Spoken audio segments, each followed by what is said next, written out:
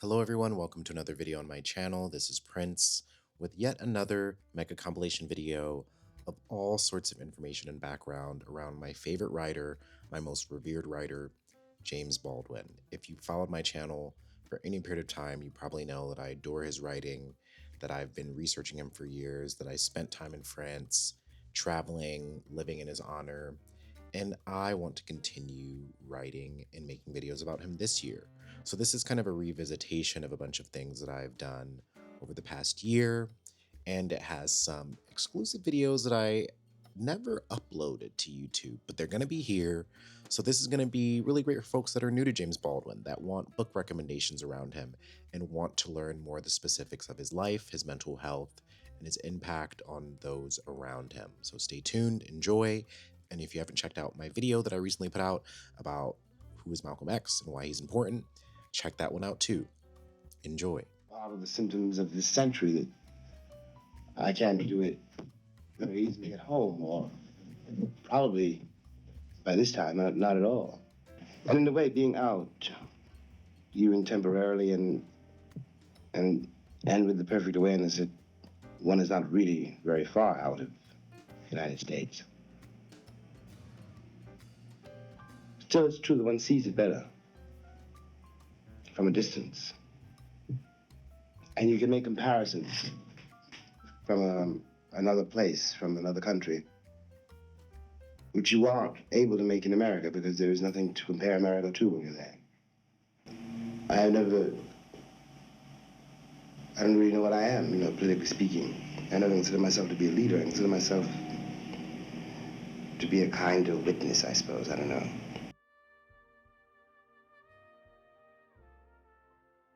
James Baldwin is a famous writer born August 2nd, 1924 in Harlem, New York. He is the oldest of 9 children and was raised by his mother and his stepfather, who is a prominent preacher in his local community. In James Baldwin's early life, he struggled with the body image, with the race relations, and the poverty in his city of New York City. And he also contended with his sexuality, and all these complicated issues made his early childhood interesting years, where he became a child preacher. And then as he came of age, he started to understand his queerness. And then he also fell in love with art and writing. And as he came of age in New York, that became a vehicle for him to understand the world around him. He would write book reviews and film reviews in the early days of his writing career. And then eventually at the age of 19, his father passed away. And at the age of 24, fed up with the racism of the United States, following this desire to be a writer, he went to Paris at the age of 24 with the help of a fellowship and would go on to write works like Go Tell It on the Mountain, Giovanni's Room, The Fire Next Time. He would be an advocate all throughout the civil rights movement and until his death for the struggle for racial equality, for Black autonomy, for Black progress. And he also was very much against the kind of illusions and masks that Americanism and patriotism, Western colonial identity hands down to its citizens. I came into knowing about James Baldwin when I was in college, which is wild to think about. I grew up in East side of Cleveland, going to only Black schools, learning about literature, Black literature all the time growing up. But I really did not learn about James Baldwin personally until college, when I had a white African-American studies professor assign us a bunch of his books. And I remember we watched The Price of the Ticket, and I remember thinking, I have loved writing. I've been a writer. I've never heard of James Baldwin. I never knew about him, and I was just really shocked. And I can't really remember what my first impressions of his work were, but I definitely remember graduating, going to Seattle, researching about him more and reading more of his work, and really being inspired that there was this Black writer who was queer, this Black writer who was bisexual from the past, who wrote about things that I cared about and talked in a way that reflected how I felt about the world that I was coming of age in, which was the world of, it was Obama's America, it was Trump's America, it was Black Lives Matter, Tamir Rice, Michael Brown, George Floyd, Breonna Taylor, so many names of Black slain people. And so it felt good to have this writer whose work was so recognizable. And it gave me this kind of bittersweet sensation, which was, if this happened to him 60 years ago and it's still relevant to people like me or you or so many others now, what does it mean and what has really changed? And I think having James Baldwin as one blueprint allowed me to kind of look at my life and think, what kind of writer do I want to be? What kind of revolutionary do I want to be? What kind of radical do I want to be? And so really when I was writing my first book, When They Tell You to Be Good, I was thinking a lot through the lens of Baldwin and how I agreed with a lot of the way he wrote, and also how I wanted to go further in terms of my own political expression and my own commitment to a certain kind of politic, which I think Baldwin kind of shies away from at times in his work. So the first book that I will talk about is actually James Baldwin's first novel. And since I've been doing a lot of research lately, I know that Go Tell It on the Mountain was published in 1953. I have these two really beautiful copies of the book right here. I hope you can see them. This one, I love that it's way more tan, and you can see on the cover, there's this beautiful depiction of people sitting around in a city and talking. I love the purple kind of background of the lettering there. And I also just love this era of book because these sizes are just so enticing to me. And I also love this one because it's a little bit bigger than the other one, but it says, the famous novel by the author of Another Country and The Fire Next Time, beautiful, furious, and extraordinary. James Baldwin's thunderous novel of the Harlem ghetto and of a family haunted by the lust. And these are both cute. And there's actually like photos on the back of these of him, which I hope you can see. Someone annotated in this one. Have I not even opened this book enough to know that someone annotated in it? The semi-autobiographical novel centers on John Grimes, a teenager in 1930s Harlem, as he grapples with his religious faith, his relationship with his strict preacher stepfather, and his identity as a young Black man. The story delves into the complex dynamics of family, religion, and racial tension. Some of the themes in this book are family, religion, sexual identity, coming of age, desirability, racialization. From a lot of the research that I've done, he allegedly was writing this book for about 10 years. So if I'm thinking of his autobiography correctly, he probably started writing this book around the time that he was 19, which if you know James Baldwin's biography, if you've read some of his creative nonfiction, you would know that his stepfather passed away when he was 19. They had a very complicated relationship. And I think his father's passing put a lot into perspective for him. And so it would make sense that when his father passed when he was 19, James Baldwin, as the oldest, especially of age, he kind of felt this desire, this need to be the sort of breadwinner for his family, to provide. So he started working more odd jobs in New York. And this period of disillusionment, I can only imagine, fed his desire in 1924 to go to Paris. We can also look at it in terms of it being published in 1953. This is kind of the precursor for the civil rights movement. And so I think exploring Black life, Black family life, Black religion, the role of Black religion in the family is a really important question during this time, because Black churches were very much community centers and were also spaces for political organizations like the Southern Christian Leadership Conference to organize out of and to mobilize through in different branches and areas of the US. This is another thing, like, I highly recommend buying older books because then you get the chance to like find annotations and notes in here. The history behind Go Tell It on the Mountain is important. And I'm going to talk about this in an essay that I'm planning to write, but I think the world or the period of time that this book is exploring is really important in Baldwin's life, because essentially he is coming of age, so he's going through puberty, he's realizing different sexual urges and feelings that he has. I know around the age of 16 is when he met who would eventually become one of his closest friends and confidants, Buford Delaney, a queer Black painter who lived in New York City. This was also around the time that Baldwin was engaging with other boys and men in his community and neighborhood and learning about his sexuality. And so this book is very much a distillation of Baldwin's reckoning with these various forms of identity, and how do you come out of this domestication, this family structure, this space and time, to really become the person that you need to be. And I know in different interviews, Baldwin does talk about the fact that a lot of people analyze Go Tell It on the Mountain and Giovanni's Room strictly through the lens of religion or sexuality. But Baldwin basically says that he's exploring the human condition through religion. So this isn't necessarily a book about religion, it's a book about human beings exploring themselves through the vehicle of religion, which I think is kind of like, It is not possible. It is not possible for an artist to be a success. No. Then would you say that again? I said it is not possible for an artist to be a success. Thank you. Once you think of yourself as a success. You finish. You forget it. Finito. Forget Because, it. you know what I find is that you begin to believe your own publicity. You begin That's to one. take your identity from other From people. something else, and you stop experimenting because somebody says, well, when you did so and so, that was such a success. Why don't you do that again? Look, when I wrote Go Tell on the Mountain, which is, God help us, 1952. I am 50. But I knew something. It's very hard to describe. I knew, and Go Tell on the Mountain was a success. Oh, You know, young man's success, you know. Right. Young man's book.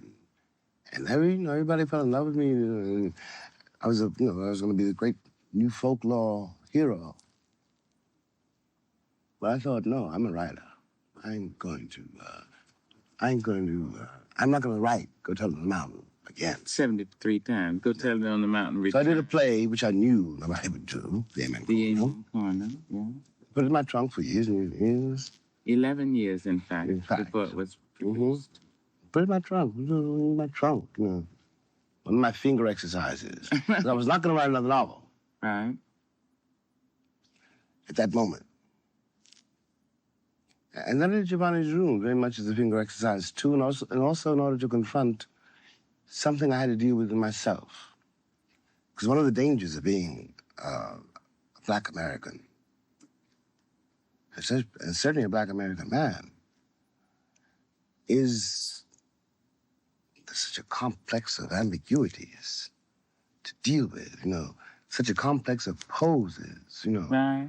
Roles to play. And I've been playing a certain role. You know, I was a stud, you know, and I didn't want to drown there neither, you know, and I wanted to figure out, to tell the truth to myself. Yep. About where it is, you know, what is it? This male, female, man, woman, black, white. Right. Up, down. You know? Right. And I had to try to deal with that. Well, so Giovanni's Room came out of that. Well, when it comes to it, I wrote Mountain, I wrote Amen Corner, forget it. I wrote The Notes of a Native Son, forget it. It was a remainder. Giovanni's Room was a certain kind of hit because nobody believed the man who wrote Go Tell It on the Mountain could also. write Or Giovanni's would. Room. Not only Would. could, but would. Next is literally my favorite Baldwin book. This is Giovanni's Room by James Baldwin. Giovanni's Room is considered one of the most beautiful novels in existence by the famed writer James Baldwin, born in 1924, who went to Paris in 1948. It's not Baldwin's first book, but I eat this book up. This book specifically has literally changed my life and shifted my trajectory as a writer. And so I want to spend some time breaking down why I love Giovanni's Room, why James Baldwin wrote it, and why you should consider picking up a copy, because if I'm really looking over here, these aren't even all of my James Baldwin books. Look at how beautiful these are. Oh, this smells so good. This is from the Library of Congress. But this is the copy that I'll be reading from. I feel like it's a pretty classic James Baldwin copy. People love putting photos of him on his books. Giovanni's Room is a book by James Baldwin that was published in 1956. It wasn't his first book. He was fleeing the gray area of his relationship with his girlfriend slash potential fiance, and David goes to Paris to spend time where he meets an enigmatic and enticing barman named Giovanni. And the two men have a sordid romance, entrapped in Paris, entrapped in Giovanni's room, restricted by all of the illusions of masculinity and boundaries that David puts upon himself. And of course, as you heard, the book ends in tragedy. Why don't you just want to get away somewhere and sit down and write your books? Why don't you want to do that? Because I'm better than that.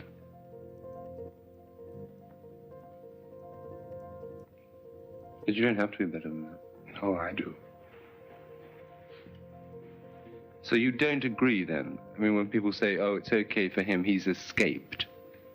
What have I escaped?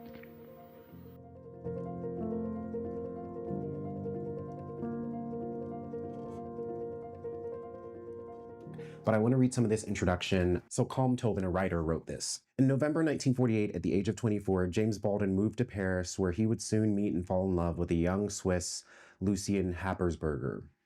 In the winter of 1951 and 1952, while staying in Switzerland with Happersberger, Baldwin completed his first novel, Go Tell It on the Mountain, which was published early in 1953.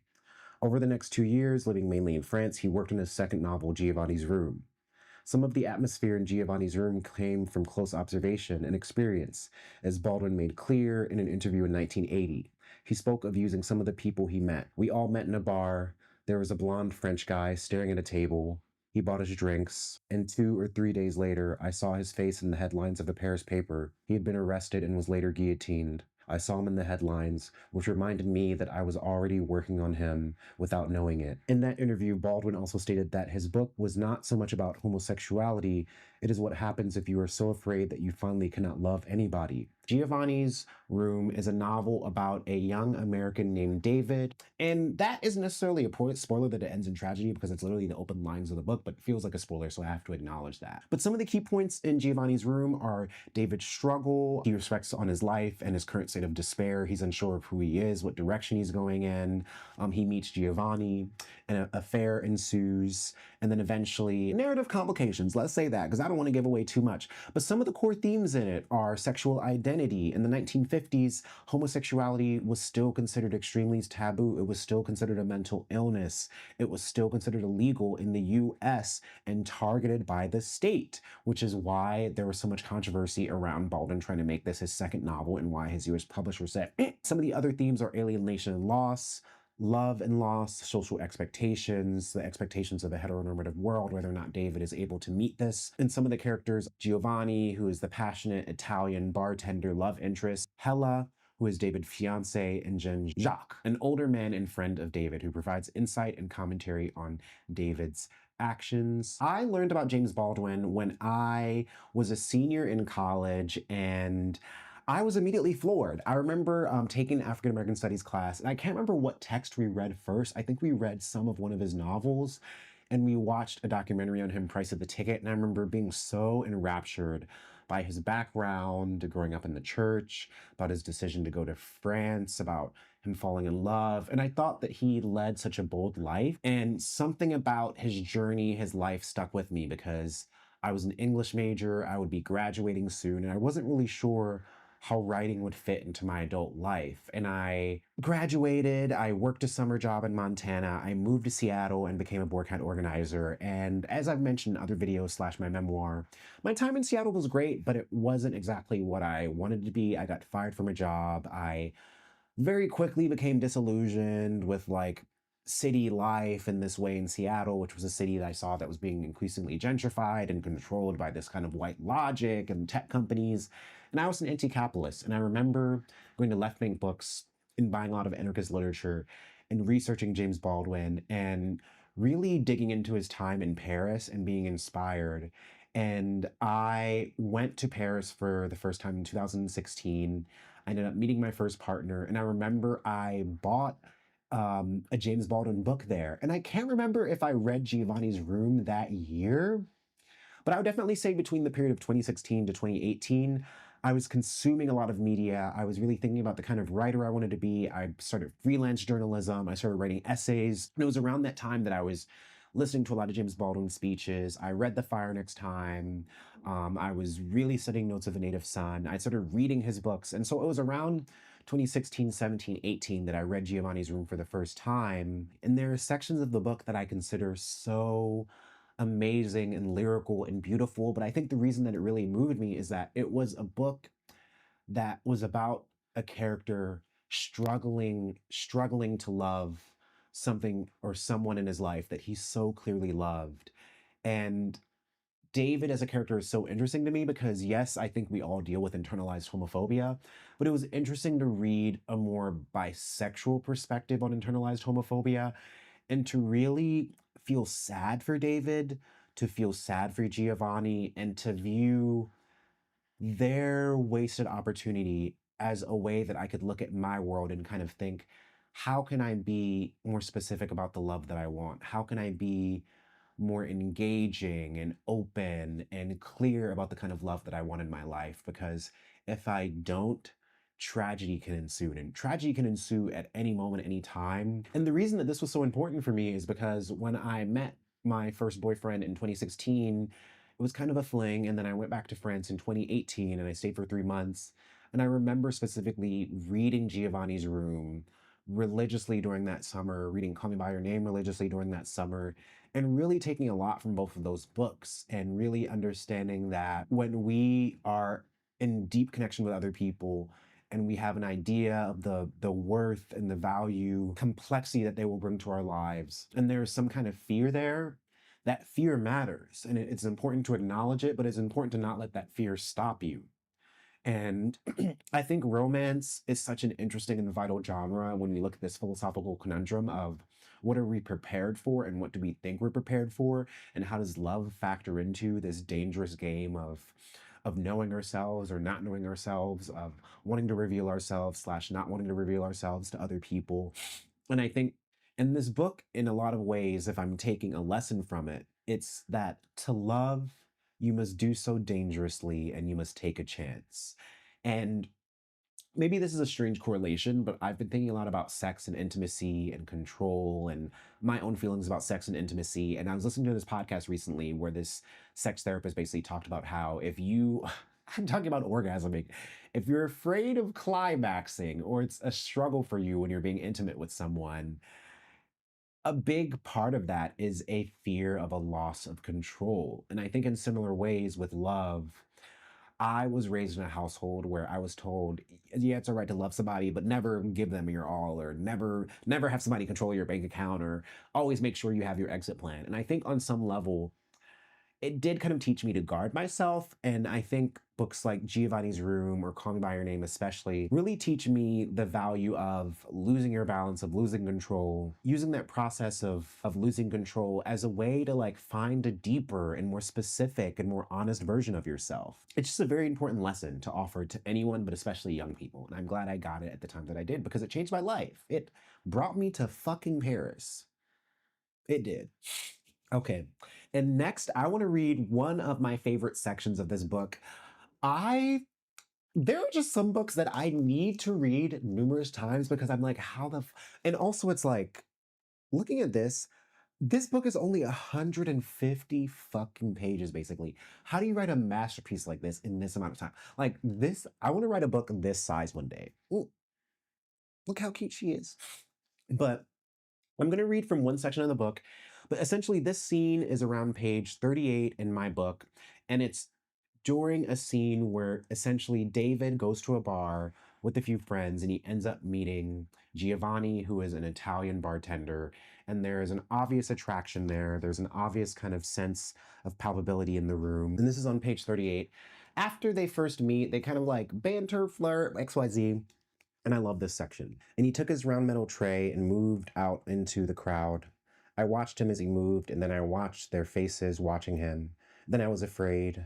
I knew that they were watching and had been watching both of us. They knew that they had witnessed a beginning, and now they could not cease to watch until they saw the end. It had taken some time, but the tables had turned now. Now I was in the zoo, and they were watching.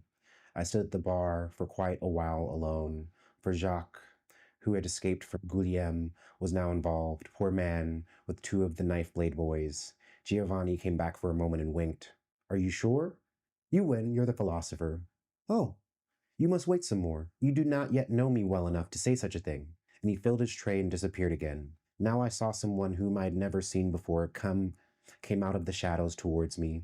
It looked like a mummy or a zombie. This was the first overwhelming impression of something walking after it had been put to death. And it walked really like someone who might be sleepwalking, or like those figures in slow motion one sometimes sees on the screen. It carried a glass. It walked on its toes. The flat hips moved with a dead, horrifying lasciviousness. It seemed to make no sound. This was due to the roar of the bar, which was like the roaring of the sea, heard at night, from far away. It glittered in the dim light. The thin black hair was violent with oil, combed back, hanging with bangs. The eyelids gleamed with mascara, the mouth ragged with lipstick. The face was white and thoroughly bloodless with some kind of foundation cream. It stank of powder and a gardenia-like perfume. The shirt, open coquettishly to the navel, revealed a hairless chest and a silver crucifix. The shirt was covered with round, paper-thin wafers, red and green and orange and yellow and blue, which stormed in the light and made one feel that the mummy might, at any moment, disappear in flame. A red sash was around the waist. The clinging pants were surprisingly somber gray.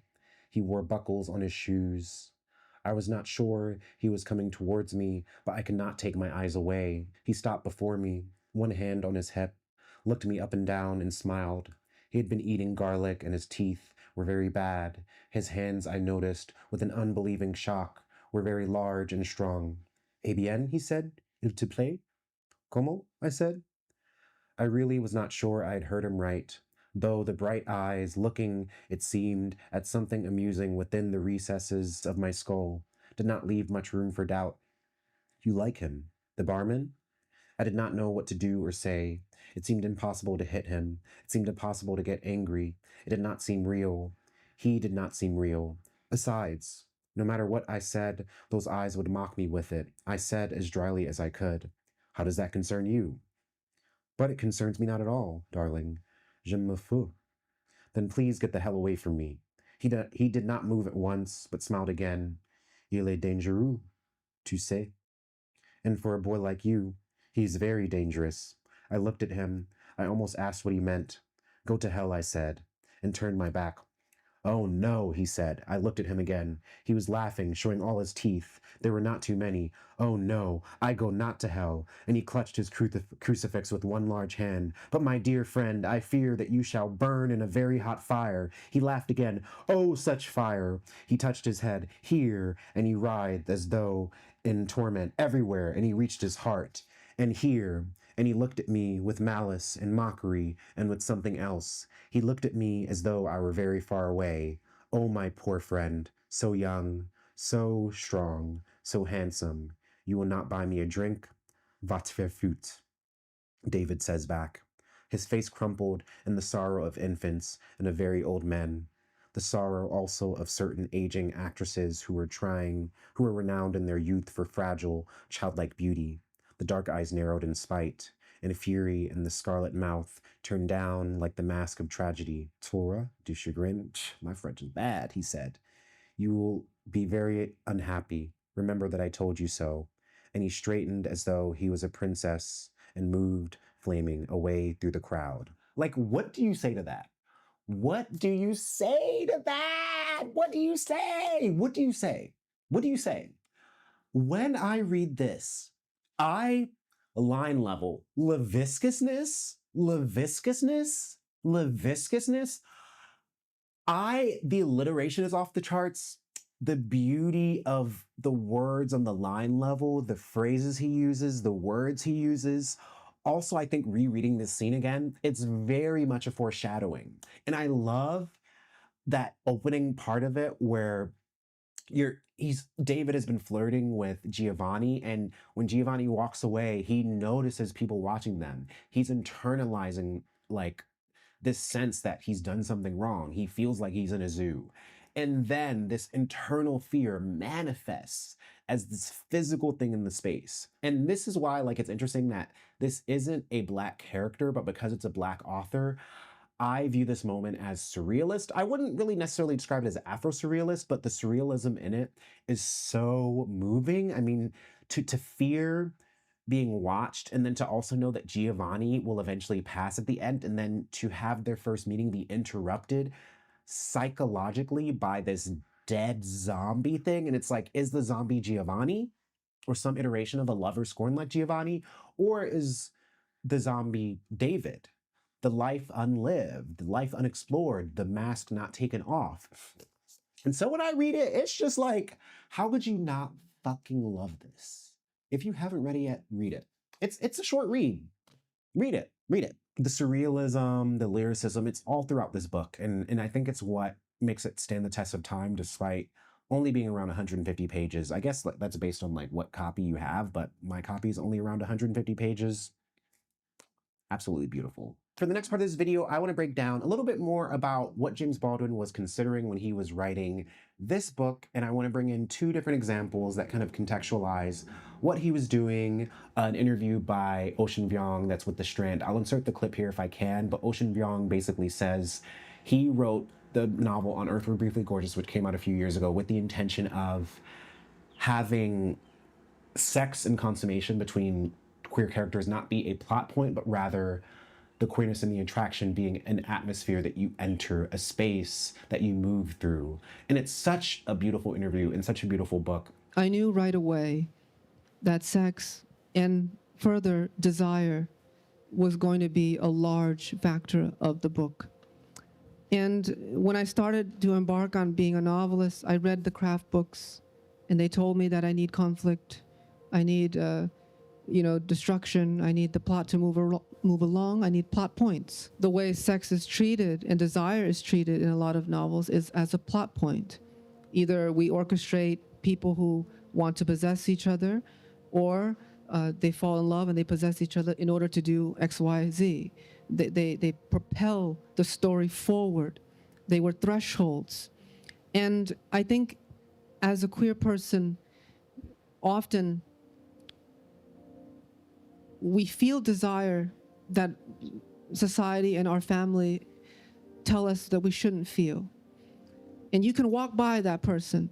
You could pass them on the street or at a reading, and you would never know. You would think they're just sitting there.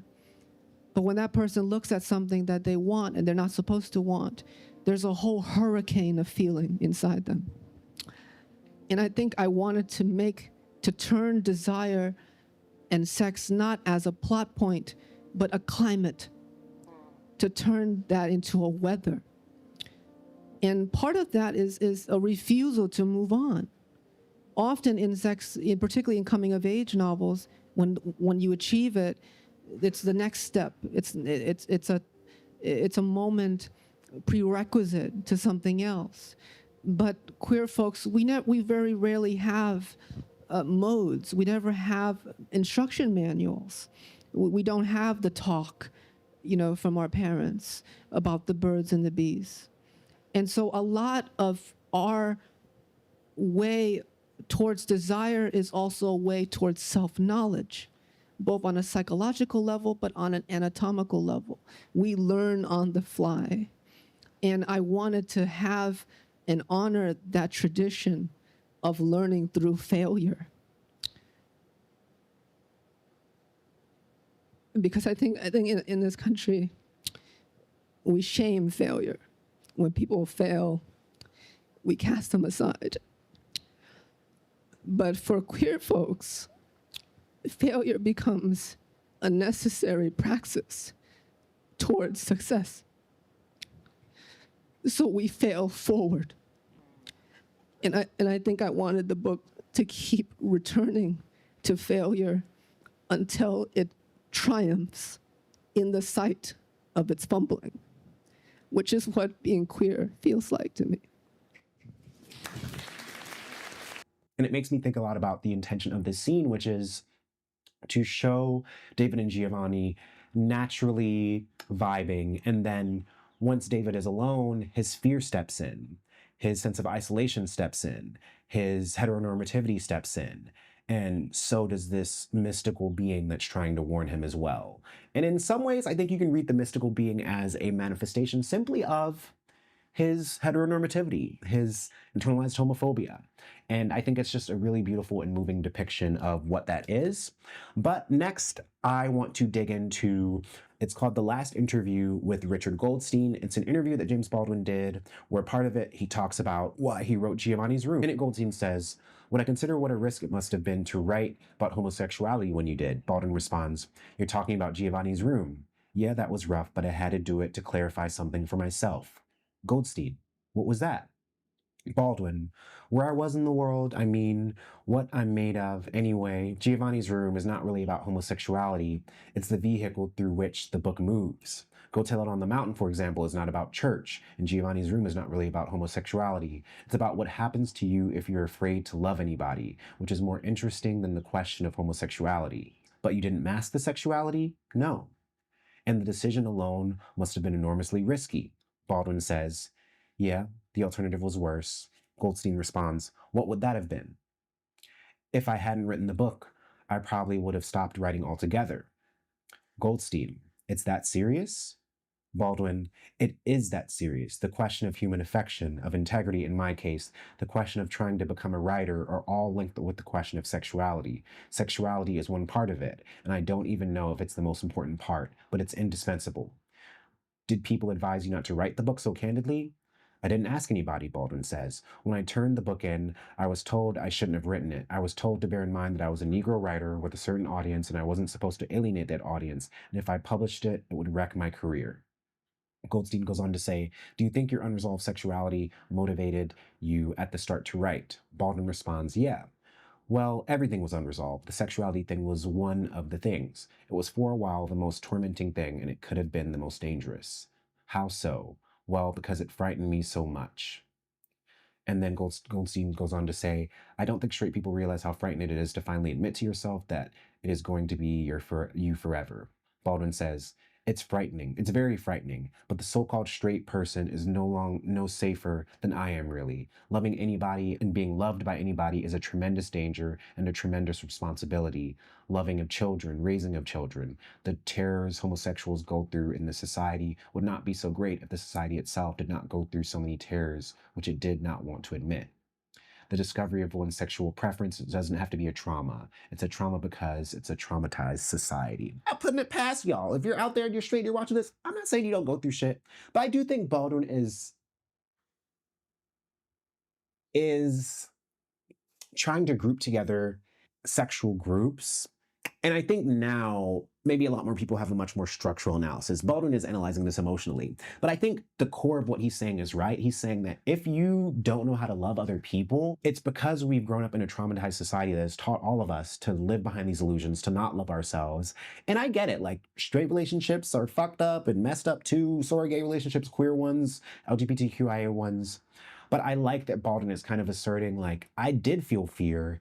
And in a lot of ways, I think Baldwin's kind of admitting I had to write this book to put to rest this part of myself that might have controlled me even more if I hadn't done it. In this, Baldwin is speaking to the power of literature, the power that it has to change us, to compel us, to move us, to make us into better people that are more honest and more clear about the things that we want, which I think is what Baldwin hungers for in general. I want to end on a clip with James Baldwin and Maya Angelou talking about love, connection, affection, intimacy. I said, homosexual is not a noun. It might be a verb, transitive. It is certainly an adjective, but it is not a noun. So that's the question means you don't know anything about human experience, where it can take you, what it can do. You know, and if you categorize the world in that way, then you lock yourself out from so much. I know boys, I swear to you, sweetheart, I know cats, I'm talking about white cats now, too, football player types who went on the needle, and then finally died because they're afraid somebody will call them a faggot. Well, all I know about human life, I don't know much. Less and less. Yes, when I was young, I knew a lot. Now I don't know nothing, which is a great relief. But, but all I know about human life is if I love you, I love you. And if I love you and duck it, I die. Exactly.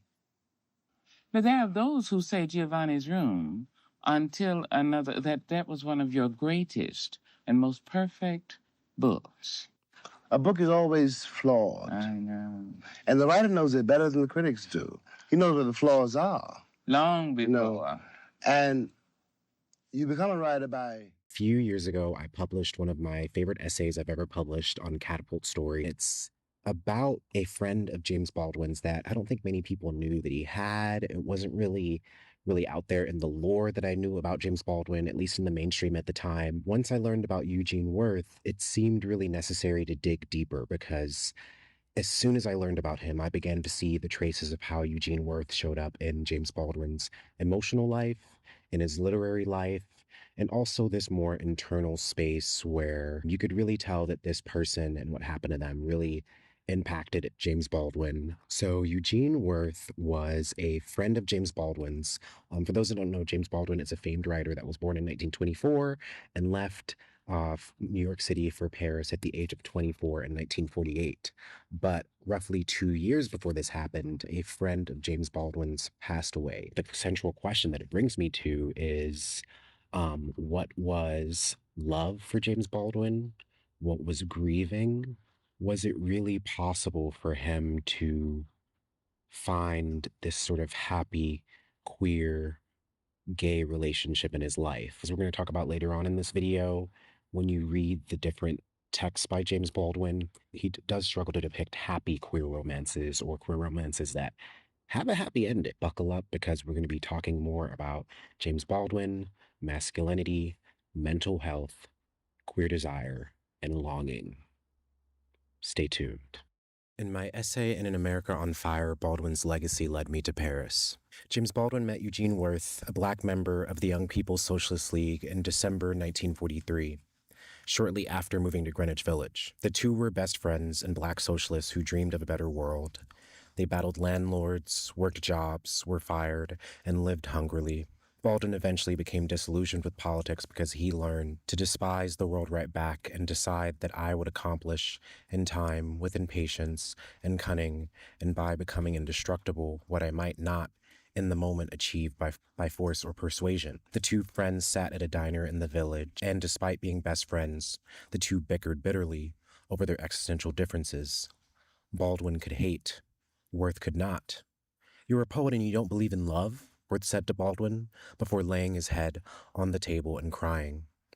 Baldwin at the time neither wanted to nor knew what to say to comfort his friend. They would never really speak again. The gulf of thought on political ideology and how to overcome their racist, capitalist world had become too wide.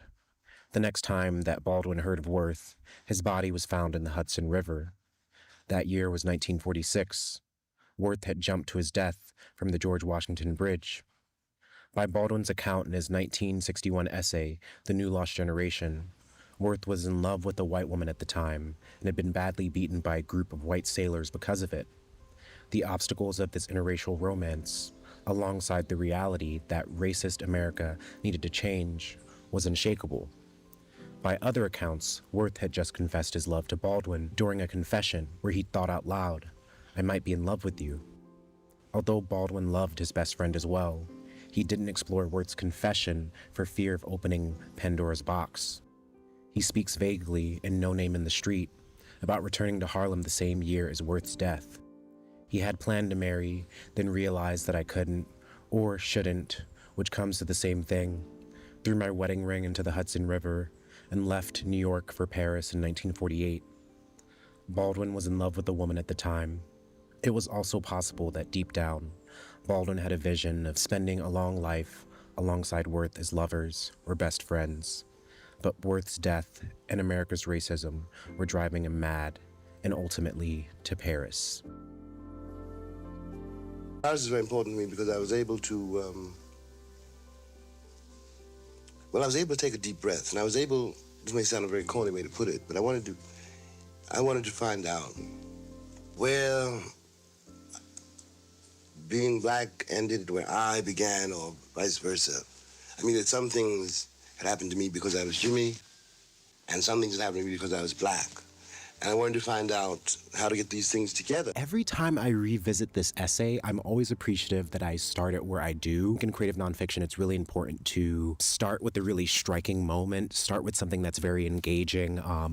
Some of my favorite essays usually start with some kind of moment that is symbolic of a larger theme or idea. Or I remember, like in 2020, I wrote an essay about Bob Marley, and I started off with singing a song in his home's driveway in Jamaica, and how that song kind of had a prophetic meaning, and how a lot of my writing relates to Blackness, Black masculinity, and these notions of death, being fearful of mortality. When I first learned about Eugene Worth and how much he mattered to Baldwin, I also immediately started to kind of realize, like, oh, there's a character in Baldwin's work named Rufus in another country who is essentially a literary version of Eugene Worth. In Another Country, it's a book about a series of characters in, I think it's 1930s New York. And the main character, Rufus, at the beginning is a sort of disgruntled musician, and he ends up dying by suicide in the same exact way as Eugene Worth. And the rest of the story follows Rufus's sister, Rufus's best friend, and the kind of complicated race relations behind how they deal with and confront the trauma and grief of Rufus's death. And it's really interesting that a lot of people read Baldwin, know about him, maybe know about Eugene Worth, but when you look at Baldwin's work again and again, you can see how extremely autobiographical it is, but he says again and again in different ways, like he says about Giovanni's Room, it's not a novel about homosexuality, it's a novel about our inability to love each other and how that makes us dangerous. And I think in Another Country that there's a similar lesson. And if you, I mean, you heard Worth's kind of biography a little. Like, he was in an interracial relationship. He was struggling. Those struggles, whether romantic or mentally, took a toll and eventually led to him committing suicide. And I love when you can get to the point of reading someone's background that you get to see different aspects of their life and different parts of their work. And I'll read from the section of this essay that specifically talks about Another Country. Baldwin started writing Another Country in Greenwich Village in 1948, 2 years after his best friend Worth committed suicide. It took Baldwin years and travels to different lands to write Another Country, published in 1962. The writing of the novel was a deep grieving because no matter where Baldwin went, the demons followed him. His decaying mental health at the time may have been exacerbated by the PTSD of battling racism in the U.S., or his penchant for elusive men, whether they be queer or straight passing. Whether or not Baldwin had a savior of sorts in his darkness, most of his suicidal moments is beside whether or not Baldwin had a savior of sorts in his darkest, most suicidal moments is besides the point. Baldwin was saved many times by himself or others, but could have been saved far more. And if you haven't read Another Country, I really recommend that you do, because Another Country is a really difficult read. It's sad. The characters are sad. They struggle to really communicate with each other. There's a lot of exploitation in the book, a lot of gendered violence, and in a lot of ways it makes sense that this deeply troubling moment in Baldwin's life could become the blueprint for the expressions of grief in that book, whether it be the best friend of Rufus in the book, Vivaldo, who is trying to understand his own responsibility and the responsibility of whiteness and pushing Rufus over the edge. It's in Rufus's sister's kind of desire to be with Vivaldo and how that becomes difficult because she also blames whiteness. If Eugene Worth's passing and the many other romances in Baldwin's life made queerness or sexuality or homosexuality a seemingly complicated thing for Baldwin to even express on a literary level. Like, if you really read his literature, it's hard to find happy gay people or bi people that are happy for a long time. You know what I mean? And so it makes me a bit sad to know that Baldwin's own struggles also led to this kind of struggle to express a better love on the page. And I think Baldwin can do it in certain ways with straight people, but gay people, there's some difficulty there. There's some difficulty. On the topic of queer longing in particular, I felt really attracted to this because if I also even read my own work and bibliography, when I started to accept my own queerness, it felt safer to explore queerness as well on the page. Even though I'd been writing for a number of years, I was writing straight characters. In my first published book, my memoir, When They Tell You to Be Good, there are moments of intimacy, there are moments of love between me and other men, but a lot of what I'm working through are these initial experiences of trauma, whether it comes to intimacy or sex. And I remember reading a review of my memoir from this older gay Black man, and he basically said kind of in a way like my book wasn't sensual enough. And I'm thinking, like, I'm talking about working through fucking trauma. What the fuck do you expect? I do think there is this sort of deeper conversation to be had about how do queer people navigate a life in a world where we've entered so many of our coming of age experiences through trauma or grief. I'm glad I wrote the memoir that I did. And I know that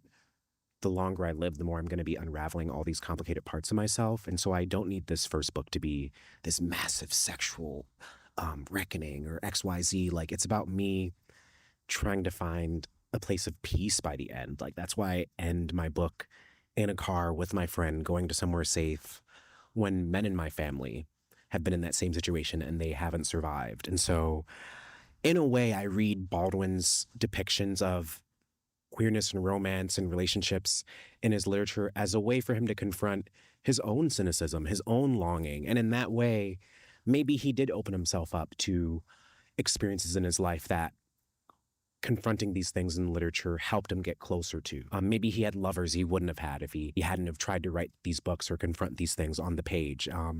I should really mention that the way I even learned about Eugene Worth in the first place is that there's this writer named Harmony Holiday that I follow, and a few years ago, I was reading a bunch of her writing, and I saw a piece by her that was called A Preface to James Baldwin's Unwritten Suicide Note. And the title itself, I was just like, what? And I read it. It was so beautiful. And it also mentioned Eugene Worth, but it mentioned all of these things about Baldwin through the lens of he had attempted suicide numerous times in his life. He was known by many to be depressed, charismatic, struggle with mental health. And so there is this side of Baldwin that I read where, as a queer Black person myself, I feel a lot of protectiveness around him, or a lot of protectiveness for the fact that I wish people would talk about. And so I want to read another part of this essay that deals with how mental health shows up in his work, how it shows up in his interviews, how it shows up in Black male life in general. Baldwin's mental health was complicated not simply by his Blackness, but also by his queerness. Baldwin did not feel at home in the term gay, which may be why he spoke at various points in his life about romantic relationships with women as well. Aside from being excluded from the March on Washington, the rejection of his sexuality by Black activists and creatives must have hardened him. In his last published interview, Baldwin speaks with a tone of bitterness about the poet Ishmael Reed. He ignored me for so long and then called me a blank sucker. You know what I mean. It's boring, but I always did say he was a great poet, a great writer, but that does not mean I can put up with being insulted by him every time I see him, which I won't. The presence of anti-Black homophobia is still apparent to me as a queer Black activist and artist. In college, while I organized march after march for Black people slain by police, I faced the criticism of other Black students for being too radically against or confrontational of the university, which many Black students considered white people activism. While passing through the main gate of Ochedi-Sakowin Camp in Standing Rock, as I talked with a friend, an Indigenous man snickered at us and said, "Don't come here to be gay." Weeks later, while at the same camp, a group of Indigenous men cornered me and demanded that I take off my jacket that said "Fuck White America," or be followed around the camp for its inflammatory message. I took their threat as another way to police my Blackness into a digestible image, a logic that fails to oppose the stereotype of the violent, angry Black man who is really just speaking the truth.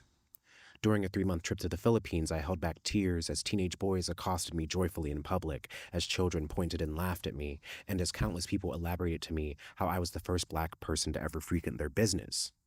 Even the police officers on the other side of the world played a hand when they offered me a ride to a club when I was lost one night and asked to see how big my was. In 1956, after another fight with his lover Arnold, Baldwin swallowed an abundance of sleeping pills and called Mary Pointer, a dear friend who rushed over and forced him to vomit up the pills.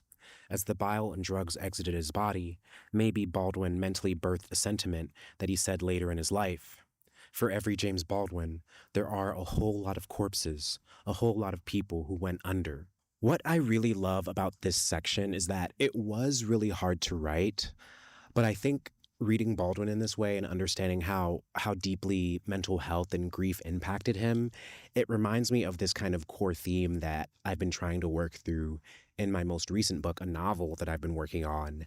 And it's this idea that grief is something that we all deal with. It's a universal emotion, one way or another. But grief can either push us closer to life, closer to appreciating it, to understanding it, to savoring it, or it can push us further away. And I think the same can be said for race, for social forces, but I think what I read in Baldwin's work right here is that grief. Sometimes it pushed Baldwin closer to life. It forced him to confront life. It forced him to bear witness. It forced him to challenge other people. And sometimes it became too much for him and he had to take a step back. He fell into suicidal ideation. He fell into periods of depression.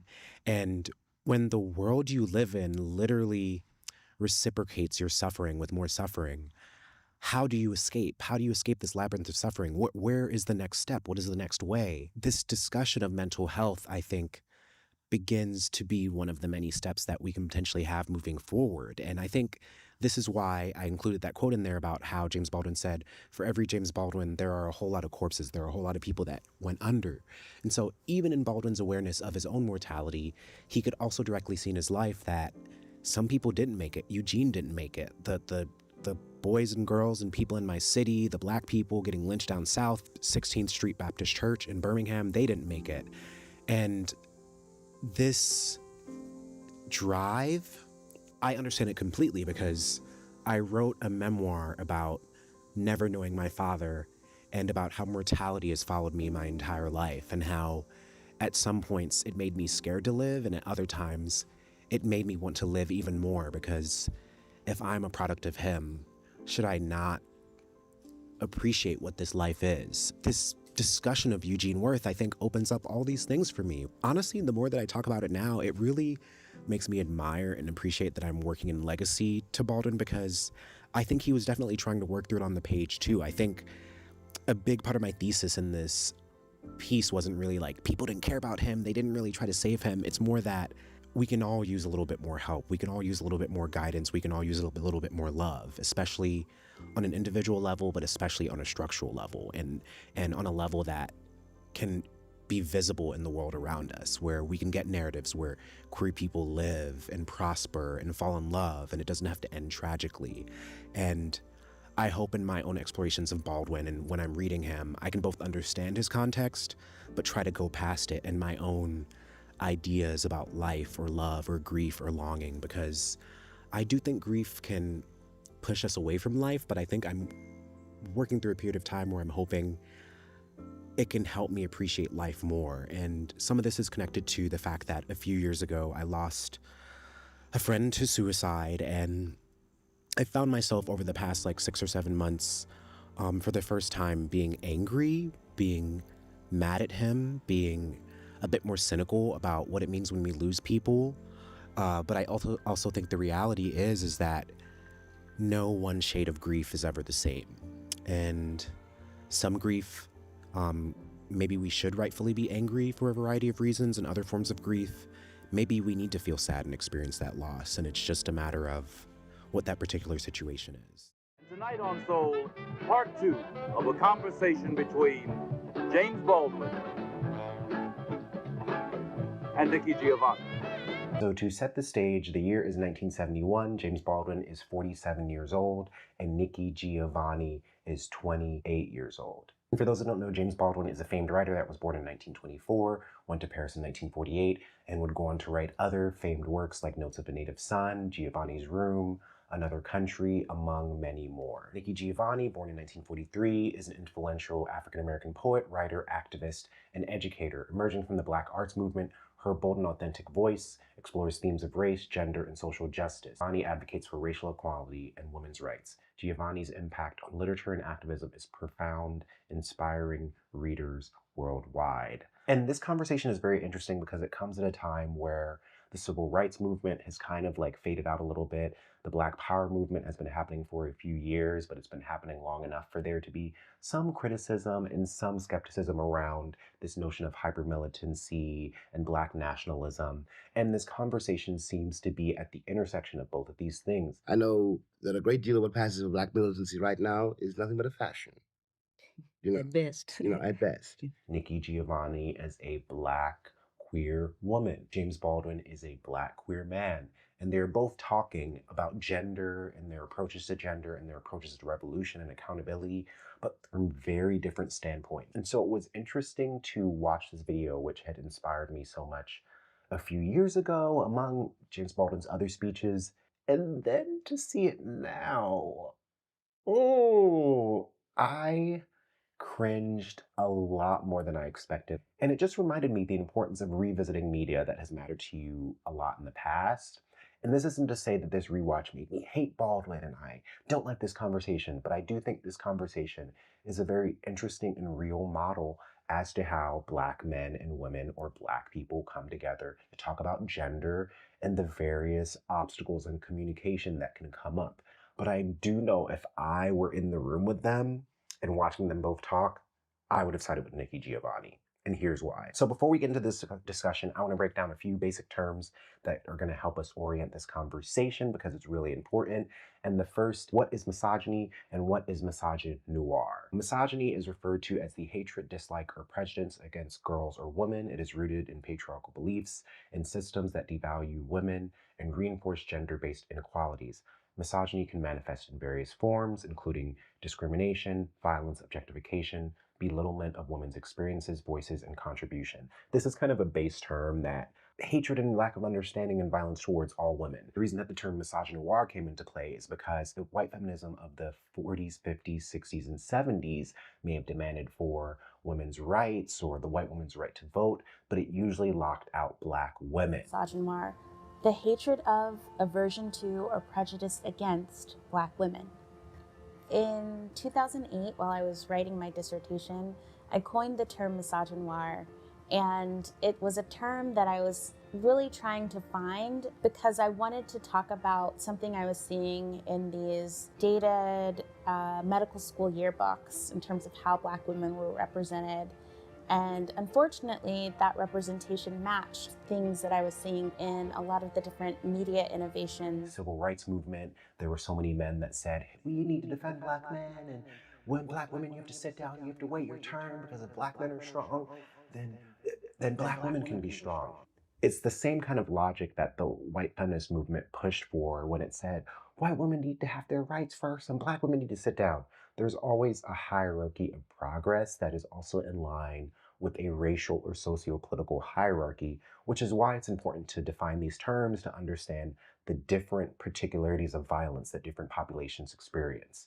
White women can still benefit from white supremacy, although they are subjected to the evils of the patriarchy. Black women are subjected to both systemic racism and the evils of the patriarchy at both white people and Black men. And I think this is an interesting thing that they dive into in this discussion between Nikki Giovanni and James Baldwin, that Baldwin struggles to really understand. I do think it is important to name these things and figure out how the past shows us signifiers of why these terms exist. And these terms were, and I think on either side, whether we look at the nonviolent strategy or we look at the Black Power movement kind of strategy, we can see traces of misogynoir and a sort of disregard for Black women's experiences and their safety throughout. But in the 1960s, we can look at misogynoir in a number of ways. Black women faced gendered expectations within the movements, being often relegated to supportive roles such as secretarial work or providing food. And we can see this in the Black Panther Party, how so many women were expected to do childcare, how so many women were expected to be a part of the survival programs. Learning center. My school was started by the Black Panther Party. The earliest age you can start going to this school is when you're 2. You say, si quiero.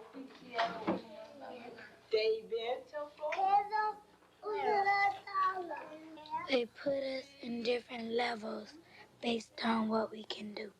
¿Te gusta? ¿Te gusta? Schools, everything was a problem.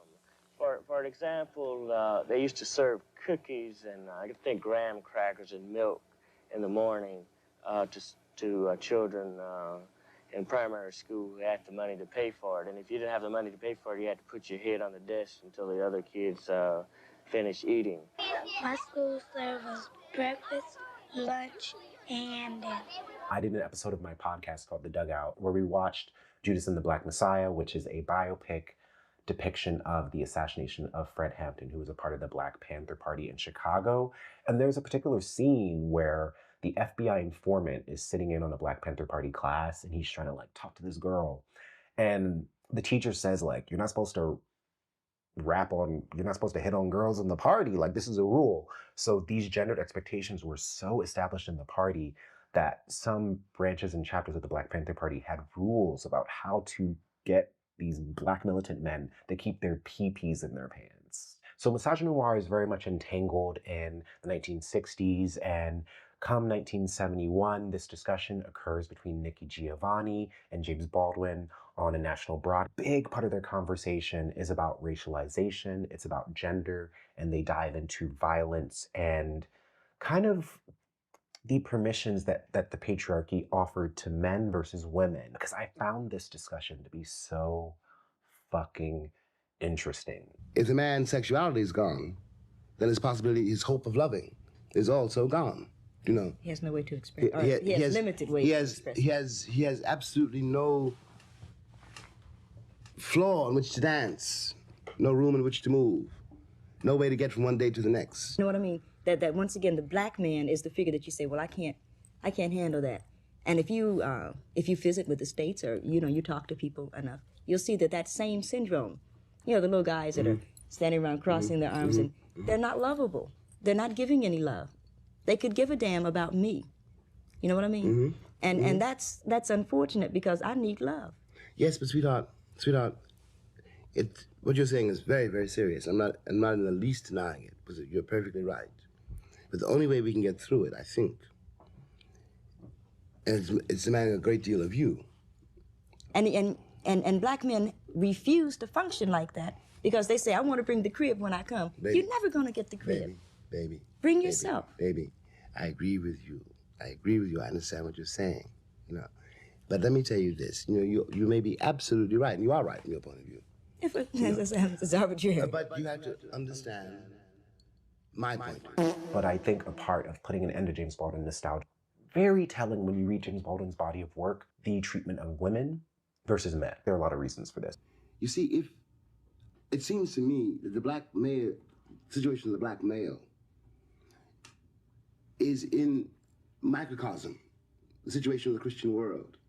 The price of being a black man in America, God bless you. I'm sorry. It's all right. It's the weather.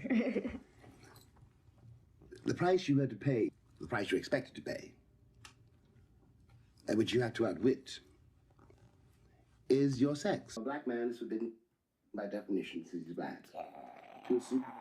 See, okay, this is at 32 minutes into the conversation, and already. This is so difficult for me to stomach, because as a cisgender dude right now in this current world, if I show up into spaces and I'm like, black men have to overcome their sex, if a black man was saying this today on a podcast, would this be a hotep?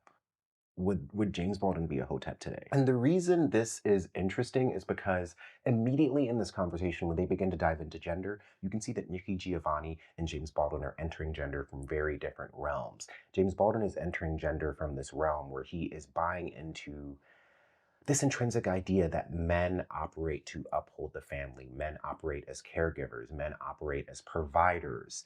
And what he speaks to is the fact that black men cannot survive their sex. In a white supremacist and patriarchal society, they are subjected to racism and they're subjected to their emasculization. And this is a big, big talking point for a lot of black men that veer near conservatism, because it becomes necessary for them to say that in order for the black community to have a better world, life, etc., there needs to be certain values that are upheld. But white supremacy, colonization, is the intervention on these values. And I don't think this is exactly what Baldwin is purporting, but I think his line of logic be folded into this messier depiction of what gender dynamics are and why men and their rage matters more. And what essentially Baldwin digs into a lot in this discussion is saying that when black men go out to the world, they're treated poorly by police officers, they're treated poorly by their bosses, they experience segregation, and all of this takes away their sex, it takes away their power. As Baldwin says at one point, if the man's sexuality is gone, then his possibility, his hope of loving is also gone. He has no way to express. He has limited ways to express. He has absolutely no floor on which to dance, no room in which to move, no way to get from one day to the next. When a black man experiences all of this subjugation, all of this degradation, all of this emasculization, he returns home, and what will he do? Of course he's going to flip out. As Baldwin says, this rage has to come out somewhere. So why not the family? Why not your wife and kids? Baldwin's exploration of masculine rage is tied very specifically to his experiences with his stepfather, who berated Baldwin all the time, who told him that he was ugly, but they became closer through their experiences in the church. And as Baldwin came of age, I had to watch my father and what my father had to endure to raise 9 children on $27.50 a week when he was working. Now, when I was a kid, I didn't know what the man was going through at all. I didn't know why, he was always in a rage. I didn't know why he was impossible to live with. But I had not had to go through yet his working day. And he couldn't quit his job because he had the kids to feed. He couldn't say, as our kids can, I don't like white people. He couldn't say anything. He lived his whole life in silence, except in the church. If you read Notes of a Native Son, there is a very beautiful section of it where Baldwin writes about Baldwin's father passed away in 1943 when Baldwin was 19 years old. And for anyone that has lost a parent at a young age, it can become a very pivotal moment in your life. And you can see the traces of this grief and darkness and sadness throughout Baldwin's work. At one point in the conversation later on, Baldwin says, "I can understand it. I don't know if it happens to a woman, but I know it happens to a man. I cannot do anything. They've got you. They got you by the throat and by the balls." And of course, it comes out. So what Baldwin is asserting is the necessity for Black men to express their rage in an unjust society. And what Baldwin is also speaking to is the reality that Black men often exert their rage against the people closest to them, against their children, against their partners, and how this is a cyclical part of how Black men work through the violence of living through a capitalist, racist society. And it's interesting that throughout this conversation, there's this notion of this irremovability of gender. So much of Baldwin's work and kind of ethos is about absolving these identities, these racializations that separate us, and instead turning towards a more deeper kind of humanism. Maybe the 60s changed Baldwin in a way that made him approach the 70s differently in terms of gender and identity. Maybe the humanistic Baldwin of the 60s, who mattered more to the white liberals and could be the great white hope to so many people, saw those great white hopes dashed by the assassinations of MLK, Medgar Evers, and Malcolm X. And now Baldwin is turning more towards his community to find these answers, to search Blackness, to defend Blackness, to understand the Black male experience. And you can see this in the writings that he does, especially in the 70s, or maybe it's the 80s, like The Devil's Fines Work, or I believe it's No Name in the Street, or Just Above My Head. But you can see in these later works that Baldwin is contending more seriously with gender, but it still isn't gender that is very much tied to an ethic around Black women and Black feminism. And I think this is a part of the problem, because if Baldwin can argue that we need to remove these illusions and masks in order to be a better society or be a better individual in the face of what America or what our culture needs, why does he not extend this same kind of expansion, this same kind of desire for dignity to Black women who are the people holding up the community, who are the people running these survival programs and doing all of the kind of behind the scenes work that the frontliners and the more militant and revolutionary, and I'm gonna hold a gun kind of Black men don't want to do as much. It's so easy for Baldwin to kind of ignore the untold labor of Black women. And Nikki Giovanni is smart in her response, because she starts to try to rebuke by saying, those weren't your kids, those were your parents' kids. Like, you have your own life, you have your own responsibilities, you can't take responsibility for something that you didn't produce. Baldwin is defending the irrationality of gender, when in other parts of his life, he will not defend the irrationality of colonization or white supremacy or patriotism or McCarthyism or anti-poorness. So why is he willing to defend this sort of irremovability of gender? And it begs the question of, is Baldwin defending these notions of gender because on some level he benefits from them? Because on some level he's trying to use these notions of gender to connect with the Black community, to connect with the Black male experience after having been pushed out of so many spaces and movements in a variety of ways. Baldwin's kind of refusal to look at the complexity of gender and misogynoir, how it might relate to his refusal to kind of align with or assert himself very clearly as a queer or bisexual man. But there are interviews where he talks about being gay, and so the language is different because it's a different time period. Starting out as a writer, you were a black, impoverished homosexual. You must have said to yourself, gee, how disadvantaged can I get? Oh, no, I thought I hit the jackpot. Oh, great.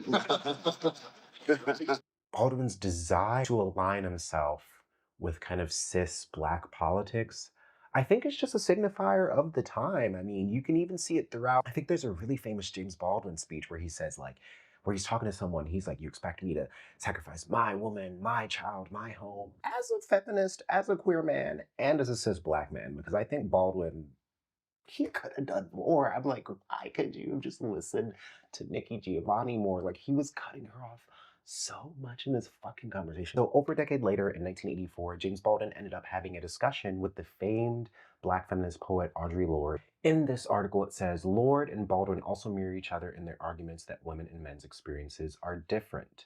Lorde argues that black women not only have been denied the American dream, but have never been written into the American nightmare. Even worse than the nightmare is the blank, Lorde says, and black women are the blank.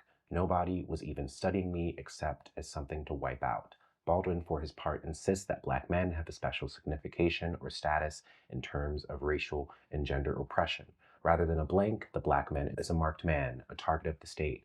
A black man has a prick, they hack it off. A black man is a nigger when he tries to be a model for his children and he tries to protect his woman. So once again, you can see here Baldwin's reliance on a black man, his woman. I think this is very much kind of, to me, the first signifiers when I was reading his work and taking his work about his reliance on certain patriarchal kind of ideologies or certain heterocentrisms. The speaker's agreement about gender is different quickly produces, however, a reoccurring tension in the conversation about where the revolution indicated in the title needs to occur. And Lorde diverge when they try, as Baldwin says, they must, to locate where the danger is. He orients the root of the oppression and thus the danger in the white Western world. Baldwin's macroscopic view, however, becomes a skewed optic that by privileging the danger for black men, recreates black women as the blame. Then the piece goes on to say, time and time again, Baldwin reiterates a vision of his question to Lorde. But don't you realize that in this republic, the only real crime is to be a black man? Lorde denies that formulation of oppression, again, arguing, no, I don't realize that. I realize the only crime is to be black, and that includes me too. Lorde locates the danger not only across the racial difference, but also the gender difference, noting that black men and black women are both vulnerable, but differently so. While she claims that the boot is on both of their necks, Lorde argues that the black woman's blood is flowing at the hands of a black man. But my blood will not wash out your horror, she insists, in predicting the inevitability of black women cleaving your heads open with axes. Lorde warns that black men and boys must address. In response, Baldwin accuses Lorde of blaming the black man for the trap he's in, insisting that though his violent actions toward black women are his responsibility, they are not his fault. It's not him who is my enemy, Baldwin contends. Even when he beats up his grandmother has got to know. While Baldwin seems to take Lorde's point about the potential for mutual destruction between black men and women, he cannot but see the black man as the protector of his women and children, even when he violently transfers his pain onto their bodies. This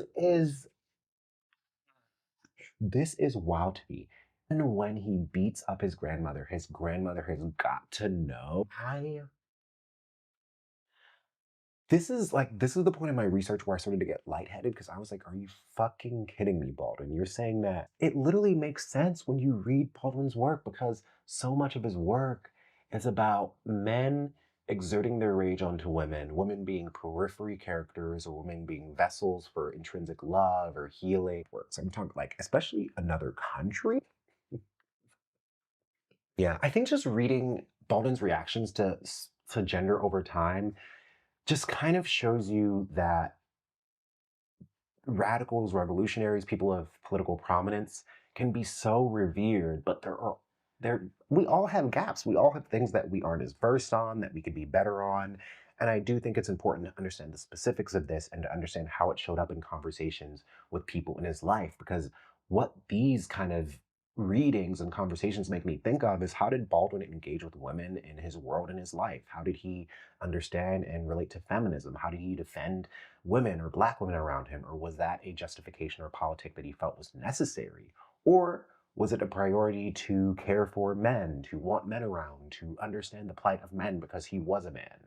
Where is the line between caring for your people and your background and wanting to humanize them versus permitting the violence they enact because you see it as justifiable in terms of it being misplaced but justifiable? It's very confusing. So next I want to present another perspective on Baldwin, this time from a Black queer man. His name is Joseph Beam. He wrote an essay titled James Baldwin, Not a Bad Legacy, Bruh. Then again, there are writers who offer concepts to ponder and rhetoricians who give us that akimbo warrior stance and a slogan to wail.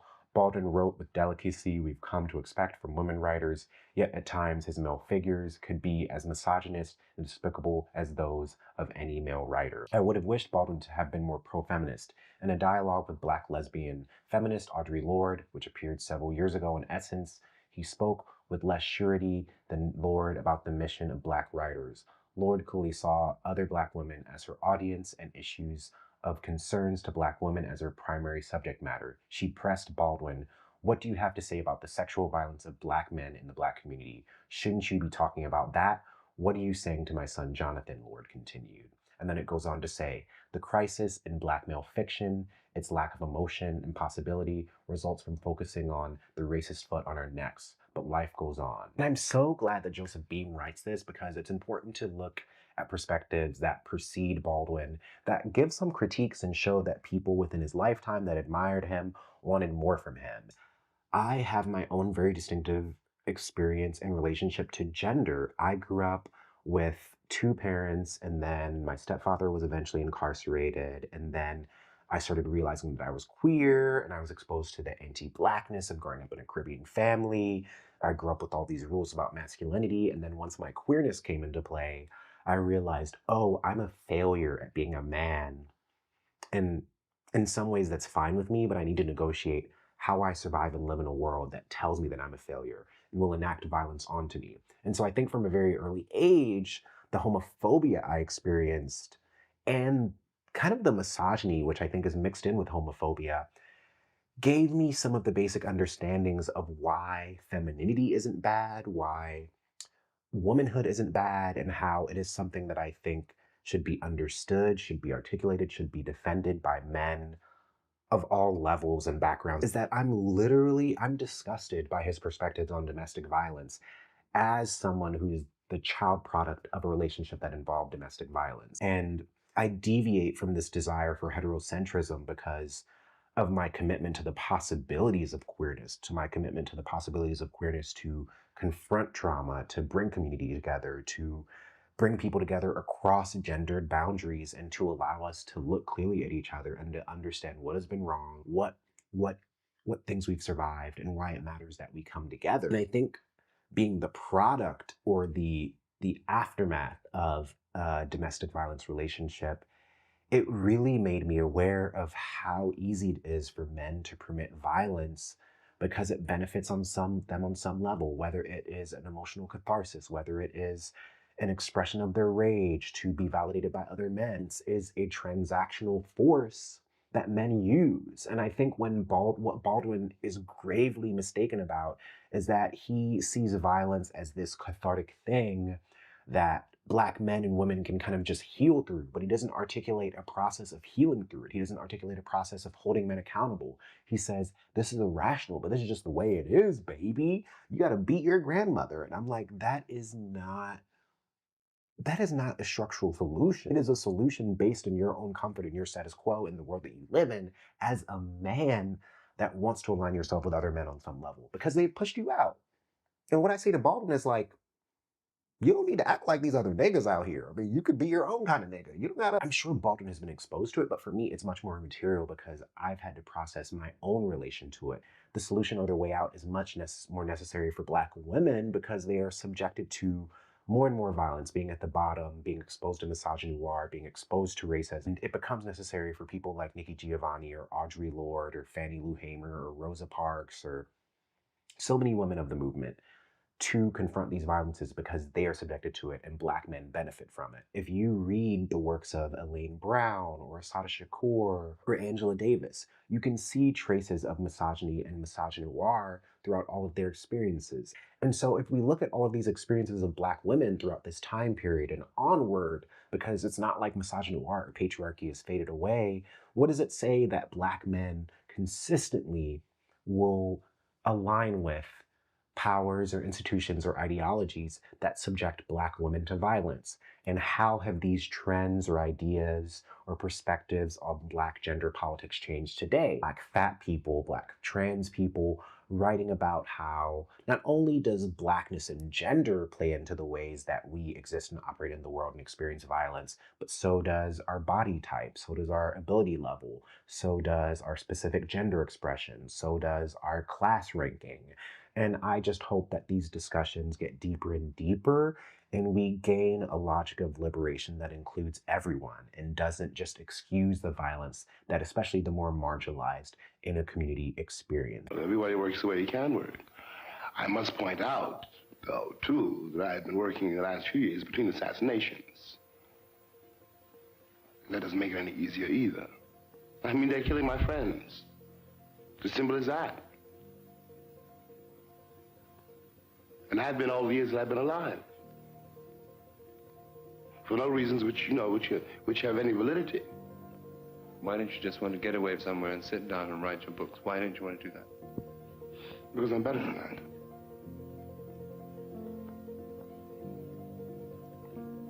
But you don't have to be better than that. Oh, I do. So you don't agree then? I mean, when people say, oh, it's okay for him, he's escaped.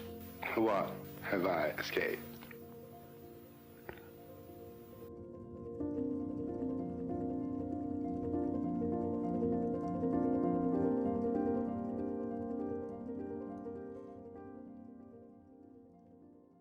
Close your eyes and imagine that the year is 1968. You're James Baldwin and you have just been commissioned to write a new screenplay adaptation of Malcolm X's autobiography. This is a source of conflict for you because your friend and comrade Malcolm X has just passed away within the last number of years. So has another friend and beloved comrade Medgar Evers. But during the writing of this script, James Baldwin was sitting down at a hotel in Hollywood, California when he received word that Martin Luther King had been assassinated as well.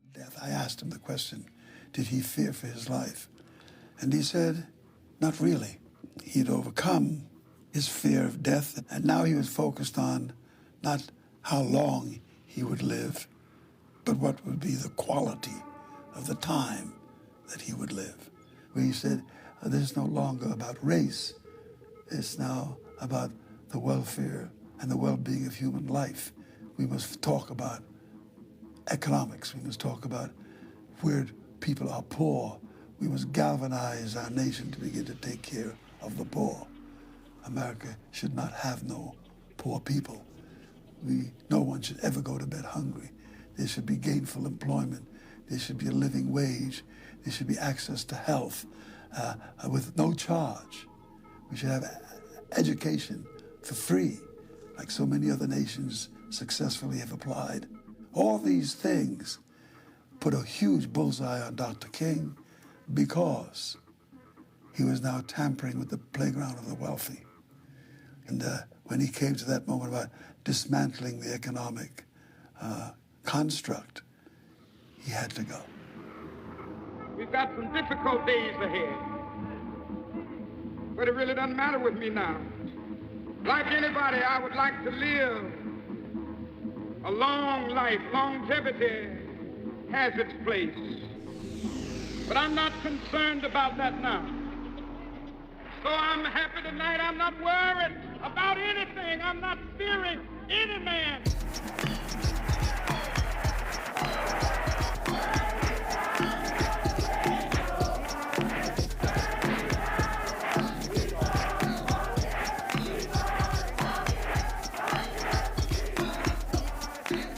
In 1968, Martin Luther King was killed Robert Kennedy was killed.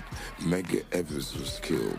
Mark Clark and Fred Hampton were killed. It is a litany of things that took place in 68. Like that was the moving the stone from in front of the cave in 68.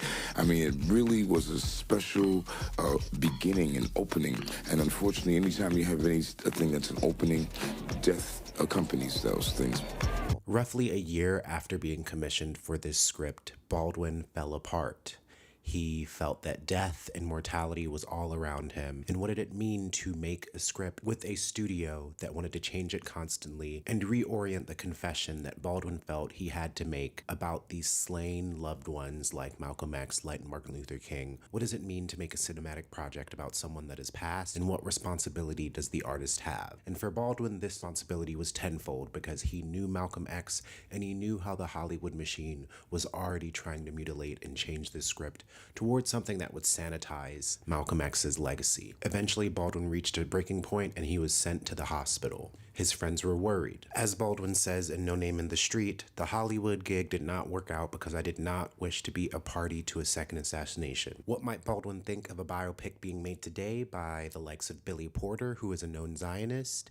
The answer is still back in 1968, and that's what we're going to spend this video exploring. In this edition of Putting an End to James Baldwin Nostalgia, I want to talk about how James Baldwin's reaction to the biopic that he was attempting to write a screenplay for in 1968 gives us evidence today about how Hollywood sanitizes Black radical figures like James Baldwin, Malcolm X, Martin Luther King, Fred Hampton to make award season fodder like Rustin, Bob Marley One Love, the new Amy Winehouse biopic, and why this is so insidious and the effect that this can have on the artist and the effect that it had on James Baldwin. For those that don't know, Billy Porter, as far as 2023, announced that he is slated to co-produce, co-write, and lead act in a forthcoming biopic about James Baldwin.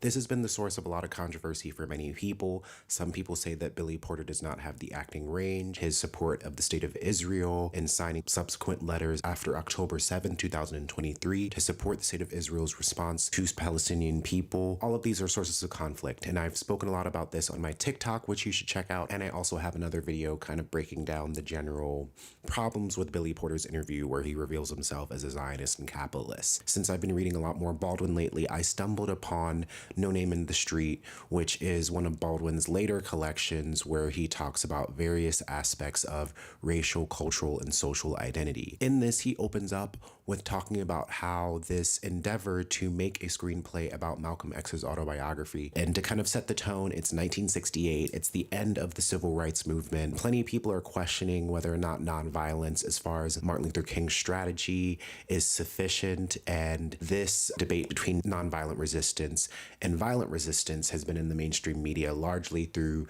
the images and visions and ideologies of Malcolm X and Martin Luther King. Near the end of Malcolm X's life, he was coming to terms with the fact that there needed to be a greater diversity of tactics beyond the sort of Black nationalism and sort of violent direct action tactics that he was advocating for. Malcolm X was assassinated, and this led to efforts to have a screenplay made about him. James Baldwin had a great love for Malcolm X, and in David Lemming's biography, it reads of their relationship. Because of his work on the film, Baldwin had by now closely identified with Malcolm and thought of him as a soulmate. As early as their meeting on the 1961 radio program with Eric Goldman, they had joined forces in a verbal attack on the conservative George Schuyler of the Pittsburgh Courier, to whose middle-class Negro attitudes they had had similar reactions. Baldwin's mother and brother David, one had once worked at a party in New York with the Schuyler's daughter, Philippa, had played piano. The Baldwin-Malcolm alliance that was forged in the early 60s was built on an understanding that they were clearly coming from the same place from which King, a college-educated member of the Southern bourgeois, just as clearly like Schuyler did not come. Baldwin and Malcolm shared a temperament and an anger that was based in self-education and the deprivation of the northern ghettos. Baldwin felt a lot of affinity towards Malcolm X. He wrote about how he had such a respect for him that that respect was indistinguishable from love. You can see it in the style of debating that they had, how they were both very fierce on an outward level, but to many people that knew them, they were soft or could be soft. They could be charming. They could light up a room. These similarities, when Malcolm X passed away, cast a very large shadow over James Baldwin, and you can see this shadow in the documentary I Am Not Your Negro. You can also see it in the screenplay that he attempted to write that I Am Not Your Negro is based on, and you can also see it in the Malcolm X script that James Baldwin wrote that later was turned into a book. James Baldwin is attempting to write this screenplay that is heavily lyrical, that has a lot of thematic undertones. While he is writing this script, there are basically two general sides of the story in this history. One version of the history is what James Baldwin has written about, which is that he was working on this script, sending in scenes to his collaborator with the studio, and eventually the studio wanted to peel things back a little bit. They didn't want James Baldwin to have any significant mention of the Nation of Islam. They also didn't want James Baldwin to mention Malcolm X's pivotal trip to Mecca that shifted his perspective on Black nationalism and turned him more towards a sort of internationalist approach to organizing that would involve a diversity of tactics. This, of course, angered James Baldwin because he believed that if you're going to make a film about someone like Malcolm X, especially so shortly after his death, it should be reflective of a complex and full reality. This eventually brought more conflict between him and the studio, and eventually the studio hired Arnold Pearl to help rewrite various parts of Baldwin's script. He didn't like that this editor was turning his script into something that the lyricism and power behind what he was writing was being stripped away, because Baldwin had major critiques of how Hollywood tended to use violence gratuitously on the silver screen in order to shock audiences, not to actually give audiences a deeper relationship with that violence. Months go by as James Baldwin is working on this script, and eventually on April 4th, 1968, he's sitting poolside where he's staying in Hollywood. David Lemming's biography goes on to read, on April 4th, 1968, having spent most of the day being interviewed about his problems with Columbia Pictures, Baldwin was sitting by the Palm Springs swimming pool with Billy D. Williams having a drink and listening to an Aretha Franklin record when David Moses called to say that Martin Luther King Jr. had been shot. Of course, Martin Luther King's death horrifies so many around the country and the world. Baldwin notably writes about going to Atlanta to attend the funeral, essentially being traumatized by the suit that he has to wear, which weeks or months before he wore to a different event with Martin Luther King Jr. The end of the civil rights era is really when you kind of get to see a break in Baldwin's kind of optimism. He's been pushed out of the March on Washington in many ways. He's been berated by people in the Black Panther Party, and now another great figure who symbolizes a better chance for America has just been killed. This all drives Baldwin over the edge. He is battling with Columbia Records. He's looking at the state of the world. He is upset that he has to go to another funeral. This all pushes Baldwin to the edge, and he eventually takes a large number of sleeping pills, taking an attempt on his life once again, and he is rushed to the hospital. He is committed to walking away. He walks away from Columbia Pictures with his own individual script in hand, and he ends up in Istanbul, where he tries to continue working on this script. By many, many accounts throughout James Baldwin's life, and his own accounts, and numerous biographies, and my own experience in Saint-Paul-de-Vence, France, he drank a lot. It made it difficult for him to work. That is why Columbia Records brought in an outside person to help him collaborate on the script. And even when James Baldwin was away in Istanbul trying to work on this screenplay, Soul on Ice by Eldridge Cleaver was published, and James Baldwin read this and found the famous section in it where Eldridge Cleaver basically berates Baldwin for being a queer Black man that has had sexual relations with men, and not only men, but white men, which is effectively one of the worst things to Cleaver, which is definitely a dog whistle of some Black men podcasting type behavior. And Baldwin would later on notably write about his experience with Hollywood and how it scarred him in a piece titled "The Price May Be Too High." Baldwin writes, "The question is not whether Black and white artists can work together. Artists need each other, despite all these middlebrow rumors to the contrary. The question is whether or not Black and white citizens can work together."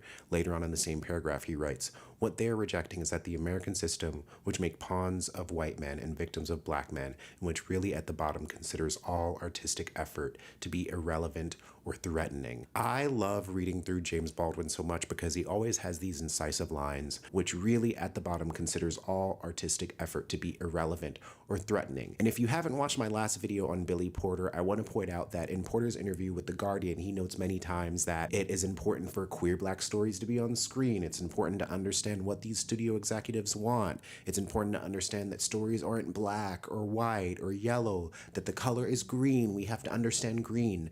And what Porter is asserting again and again is that queer capitalism and identity politics can matter above all else as long as we have representation, no matter what that representation is. And if we are folding stories to fit what the elite want, what studio executives want, like Baldwin's life in this Malcolm X biopic shows, there is this process of things being diluted. There is this process of things being erased. There are so many political ties and connections in Hollywood that when a true radical artist comes to the table and tries to tell an honest story, they will get pushback. So to argue otherwise, that you need to change history and the way that we talk about it in order to make something palatable, it literally goes against what James Baldwin believes in. That this Hollywood system wants to make all artistic effort either irrelevant. You make a film about James Baldwin that reduces all of his internationalism, that doesn't talk about his pro-Palestine stances, and that talks about how he was maybe involved in the civil rights movement.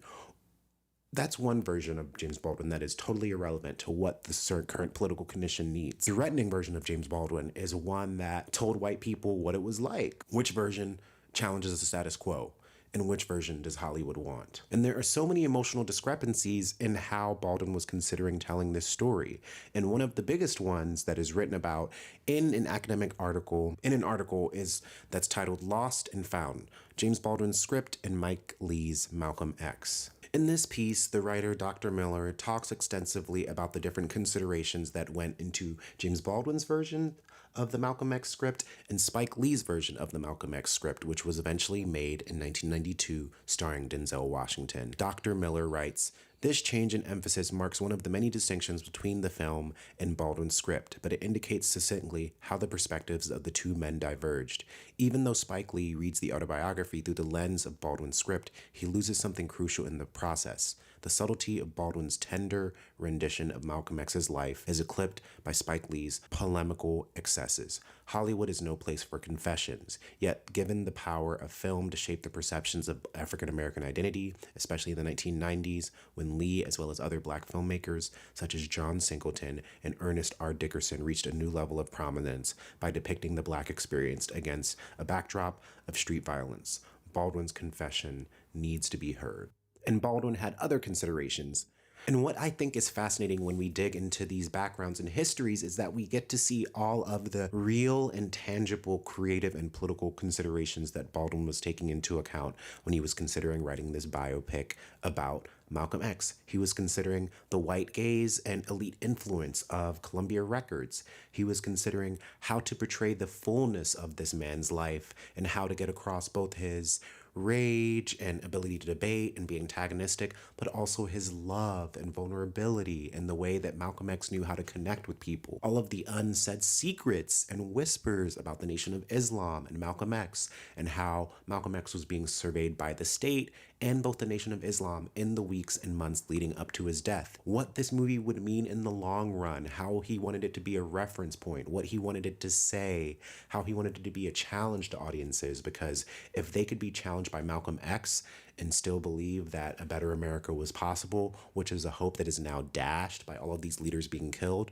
what art and ideas and depictions of these histories do we have to offer that are going to give an honest depiction of this reality before it is swept away by the next tragedy, the next president, or the next oncoming massacre? And I can say I am interested in what some of the material differences between these scripts and projects are. I watched the Malcolm X film in 2020 for the first time, and about a year and a half ago, I got James Baldwin's book version of the screenplay that he wrote about Malcolm X. I think it's titled One Day I Was Lost. Watching the Spike Lee biopic, I didn't love the first act. I really liked the second act. I thought the third act was fucking brutal. And I do agree with this academic paper's assertions about how Spike Lee was going for something different. He opens the film with images of Rodney King being beaten. The film comes out in 1992. There's obviously the context of the 90s to bring us into more contemporary black audiences being interested. And by 1987, Baldwin had passed away. And so I do think it's interesting that they were trying to do different things, but I agree with Baldwin's assertion that sometimes violence is used gratuitously. But I can say watching the Malcolm X film, the violence did feel gratuitous, especially during his assassination scene, but it felt honest. I do wonder sometimes with Baldwin's poeticism, which he's been criticized for throughout, especially his later works, you kind of have to question, like, yes, Baldwin's script probably would have been better, but would the poeticism have kind of detracted from certain political assertions that could have been made? I mean, one big thing about Baldwin is that he was really against like being a stringent ideologist or really being tied to a certain political party or organization. One of the big reasons he argued a lot with one of his first best friends in New York, Eugene Worth, was that Eugene was a staunch socialist. Eugene had a kind of agenda or an idea about how to push for liberation.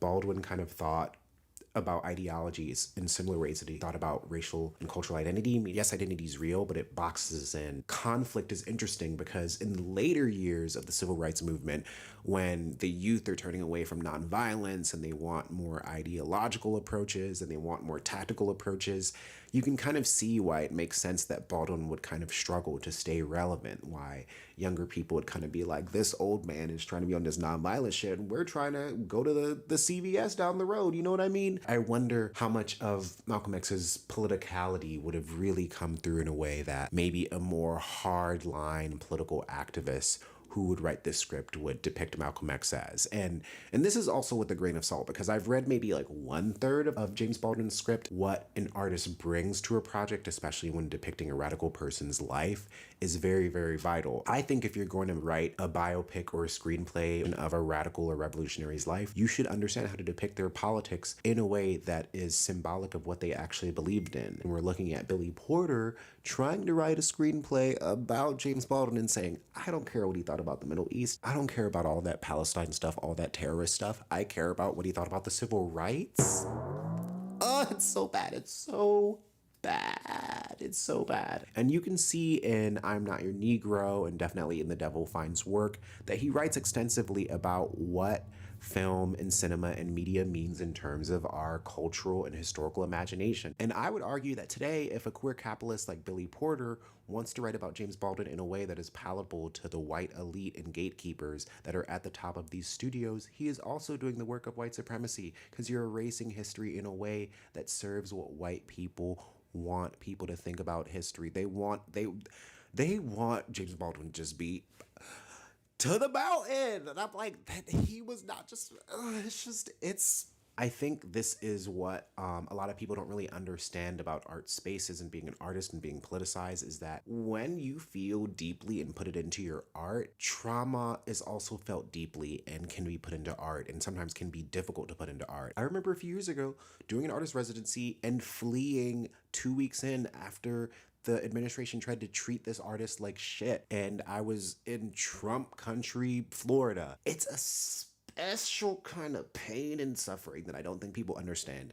And knowing James Baldwin is someone who was so insensitive, so incisive, I can only imagine how traumatizing this was, alongside it being about people that he knew dying at the hands of the state, dying at the hands of violence, while also actively trying to make the world better. I think Hollywood needs to learn how to treat people better. We can look at what's happening now with Quiet on the Set premiering and the treatment of child stars, and how once you reach a certain level of fame, or the elite think that a story can serve them in some profit-driven way, it shuts us off from having a more complex understanding of reality, a more complex understanding of our own suffering. How the evils of historical revisionism pushed Baldwin over the edge. What is our responsibility as artists from a certain culture or background in defending that culture or background's history? What do we do when we feel like we have failed? What is our responsibility, whether individually or collectively? He tried his best, and there were so many ways that I think all sorts of systems failed him, and I've written about it extensively, and I want to continue to dig into it more. These systemic failures are kind of erased when we mythologize people and say, like, they were so great and they fought so much and they did so many amazing things. How could they have been helped more? I want to take us back in time once again. The year is 1961, and James Baldwin has agreed to do a debate with Malcolm X. This is during a period of time where the civil rights movement is in full swing. Malcolm X, Martin Luther King are very much at the height of their fame. Their political discourse and debate is very much in the public. James Baldwin wants to throw in on what is happening. I think this context is really interesting because James Baldwin and Malcolm X met each other for the first time on the public stage, debating national politics, using their logic, using their debate skills, using their ability to look at history and translating it in ways that are interesting to people. It says a lot about them as figures, and it is so cool that they met this way. At one point in their friendship, in their dynamic, that Malcolm X said to James Baldwin, "I'm a warrior of the revolution and you're the poet." And this stuck with Baldwin, I think. Through reading so much of Baldwin, you can see that he hungered to be a part of the civil rights movement, that he hungered to be accepted and understood by the larger Black community. So to have someone like Malcolm X support him probably meant a lot. But before we dig into their specific relationship, I want to break down some of the basics about both of these figures.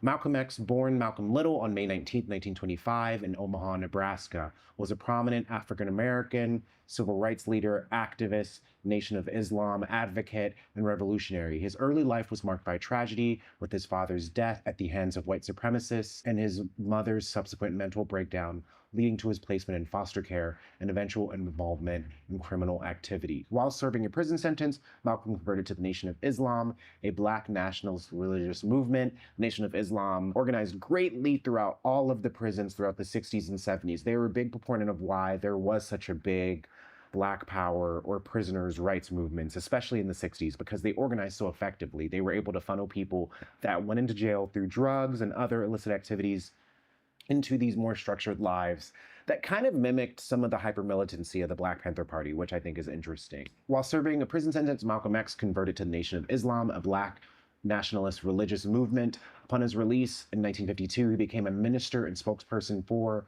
the NOI, advocating for Black separatism and self-defense in the face of racial oppression. And what I think is interesting about this debate is that you can see kind of the wheels turning in both Baldwin and Malcolm X's head. They are both very good at referencing history, referencing different forms of literature.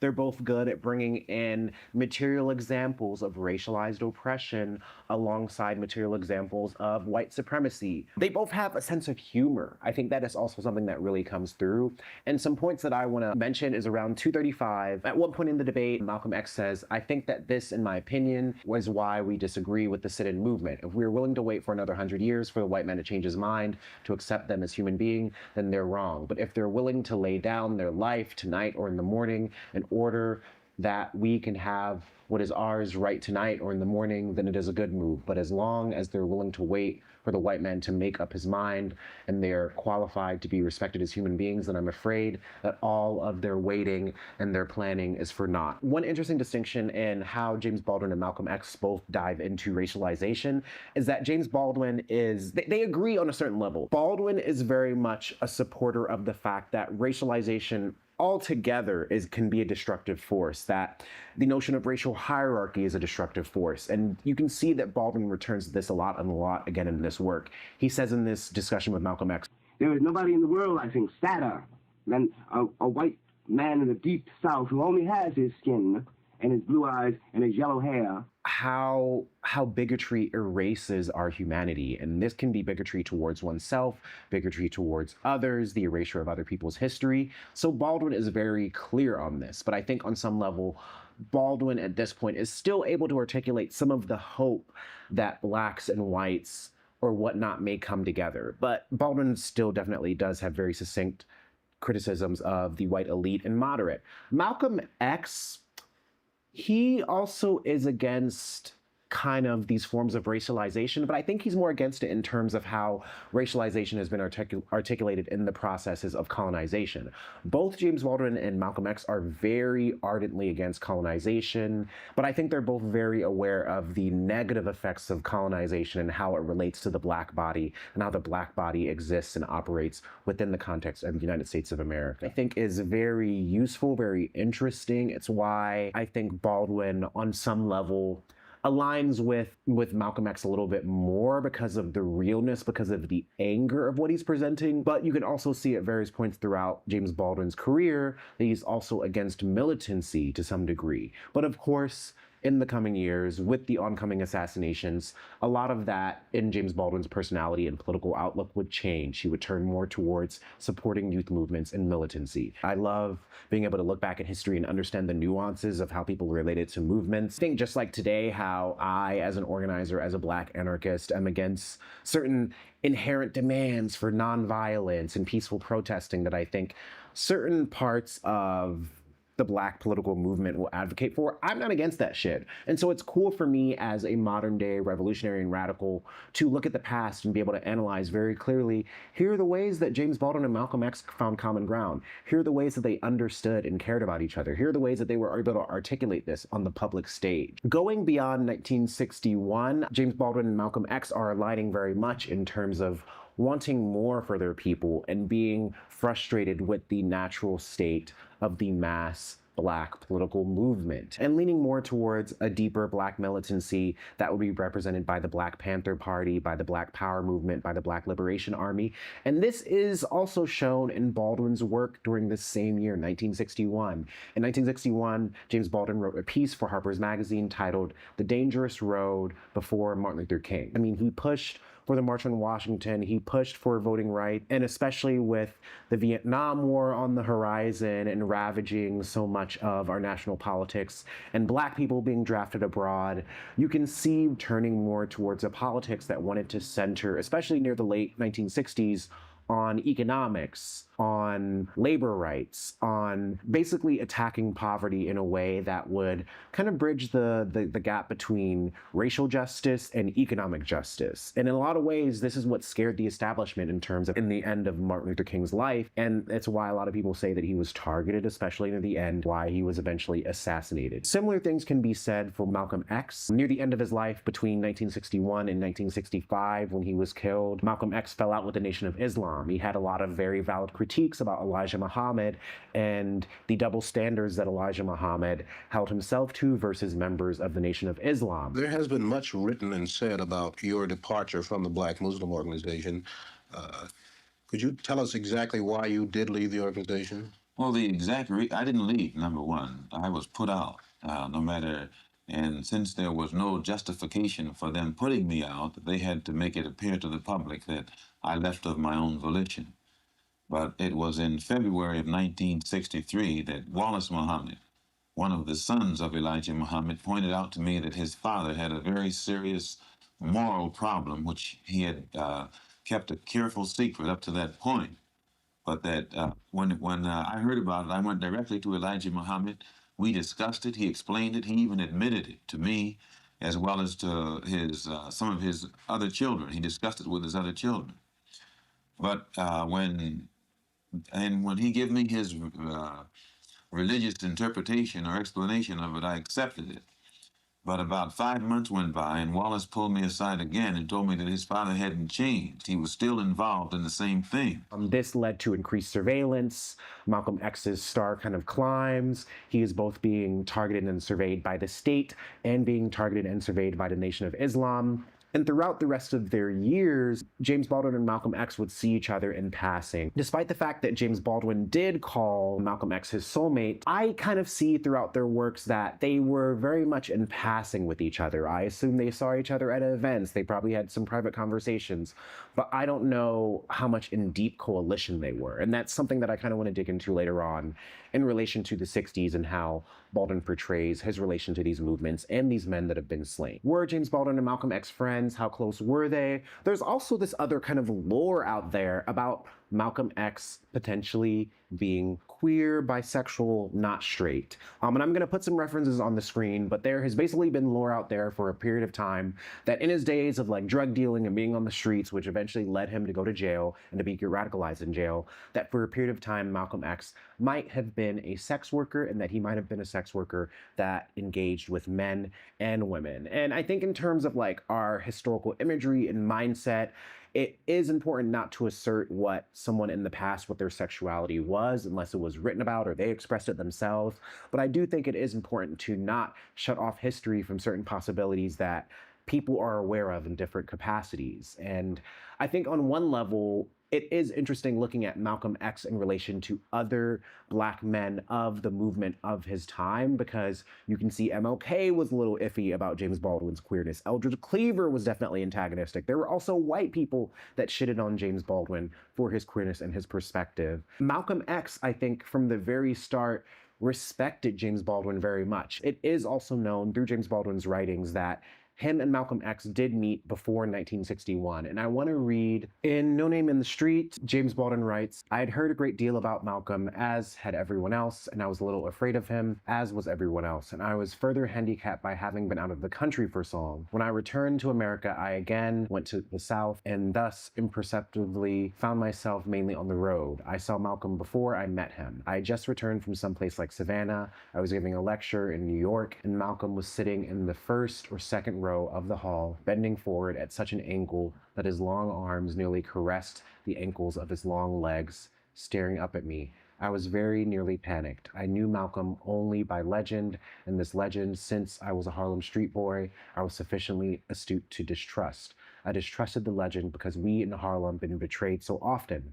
Malcolm might be the torch the white people claimed he was, though in general, white America's evaluations of these matters would be laughable and even pathetic, did not have these evaluations have such wicked result. Or he might be the hustler I remembered from my pavements. On the other hand, Malcolm had no reason to trust me either, and so I stumbled through my lecture with Malcolm never taking his eyes from my face. It must be remembered that in those great days, I was considered to be an integrationalist. This was never quite my own idea of myself, and Malcolm was considered to be a racist in reverse. This formulation in terms of power, and power is the arena in which racism is acted out, means absolutely nothing. It may even be described as a cowardly formulation. Powerless, by definition, can never be racist, for they can never make the world pay for what they feel or fear except by the suicidal endeavor which makes them fanatics or revolutionaries or both. Whereas those in power can be urbane and charming and invite you to those which they know they will never own. The powerless must do their own dirty work. The powerful have it done for them. This context is very interesting, especially Baldwin noting his understanding of how the public perceived him to be an integrationalist and how the public perceived Malcolm to be a racist in reverse. And I love that Baldwin makes the clarification that people that are subjugated can't hold power against those that subjugate them, and how this lobbing of criticism of Malcolm X being racist isn't actually true in terms of how we see power dynamics play out. I love this interaction because you see that James Baldwin has somewhat of a distrust for another figure in the movement. You see that James Baldwin respects Malcolm X, that he finds him beautiful, captivating, interesting. And I'm really interested in how their intimate interactions were. I could imagine Malcolm X being a great supporter of James Baldwin and vice versa. I can imagine how devastating it probably was when James Baldwin learned that Malcolm X had been assassinated in 1965, only a few years after they had initially met. I think if you watch the documentary Meeting the Man, which I featured in my last Baldwin video, you can see that these killings, these murders, deeply affected James Baldwin. And it shows up in a lot of his language. He says, they were killing my friends, these are my people, it really hurt. My last consideration for this video is the question of how close was James Baldwin actually to these people in the movement, like Medgar Evers, like Malcolm X, like Martin Luther King, which he so ardently wanted to write about. And there is some perspective out there on whether or not James Baldwin was actually close to these people. And it's in this book that I have right here. I actually read this book maybe like 2 years ago, and it's called Talking at the Gates, A Life of James Baldwin by James Campbell.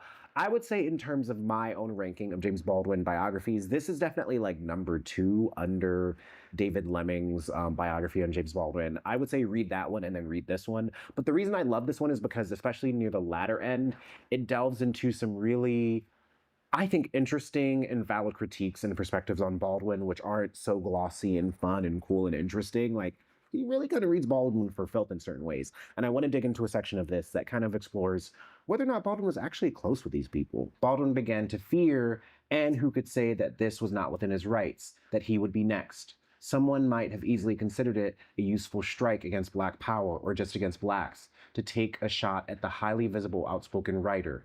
Yet, his trepidation, while justified, was also disproportionate. Baldwin's importance to the movement was considerable, but not as great as he seems at times to have believed it was. What did he mean, for example, by telling Engin Césaire just a week after King's death that he was now the Black elder statesman and that he was the only mobile Black American left? And although the FBI was certainly keeping a close eye on his movements, it was overstating the case to assume, as he did, that they had his every change of direction covered and his conversations taped.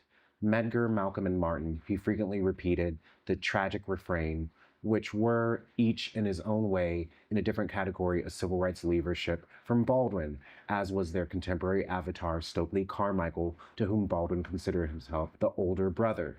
He seriously believed that he was in as much danger physically as Martin Luther King and Malcolm X, says Kenton Keith, a friend from the Istanbul days and cultural attaché to the U.S. Embassy there. He wasn't. Yet Baldwin persisted in his disbelief, once more involuntarily compressing the matter of his daily life into legend as the details of actual experience began to fade. During the 11 years of their acquaintance, he had met King at irregular intervals, had been ever ready to speak at marches, and had exchanged sporadic correspondence with him. Yet, in a life profile of 1971, he is found casting the relationship in terms of public and private equals, referring first to Medgar, Malcolm, and Martin and me, he continued. We, Baldwin and King, had been young together. We trampled over the South together. We had even dared to hope together. In an interview the year before, he pointed to the catalog of assassinations. I loved Medgar. I loved Martin and Malcolm, and continued, we all worked together and kept the faith together. This distinction about Baldwin, I think, is fascinating and interesting and necessary to look at. I have been an organizer since 2014. I've been writing since 2008. In a lot of ways, my organizing life has existed alongside my writing life, but my organizing life has transformed the way that I write, the way that I talk about political issues, the way that I write about political movements, the way that I engage in political spaces. I think he is more of an advocate for the causes that he was organizing around and less of an organizer. Labels and distinctions in terms of history matter because if Baldwin viewed himself as a fellow peer alongside Medgar Evers, Malcolm X, Martin Luther King, Stokely Carmichael, in what ways did he view himself as a peer? Being Black men in the struggle to bring consciousness and truth to the masses. But in terms of what that truth represented and how that truth challenged people and what that meant on an actionable level, Baldwin produced art and debated about it and engaged with people in very real and material ways. But being an organizer and bringing people together and raising funds and directing campaigns and hosting trainings and all of those other things is a very distinctively different skill set, although it is related to the process of being an artist. There is this sadness that I read in these later kind of critiques or considerations of Baldwin maybe not being as close to these figures as he said that he was. But I think this is also a symptom of him being Black and queer and radical and how those experiences can otherize you from a movement, while also Baldwin is someone that feels a great sense of love and nostalgia and almost like permission for the men around him, which is why I think a lot of people criticize Baldwin on certain levels for not going as hard as he could about misogyny and misogynoir. And I think some of that is a symptom of the fact that Baldwin was queer and not totally like... Baldwin still participated in certain heteronormative politics, although he turned against others. Were Baldwin and Malcolm X friends? How close was Baldwin in general to other people in the movement? Did he hyperbolize these things? A lot can be left up to consideration, although there is some evidence in the past. What do you think? Do you think Baldwin and Malcolm X were close? Did they have a kinship that was maybe stronger than Baldwin and some of the other men in the movement? Why? Could Malcolm X maybe have been queer, and did Baldwin hyperbolize his connection to these people in order to feel closer to the Black community, especially as someone who is always on the go and always on the move? Tell me what you think.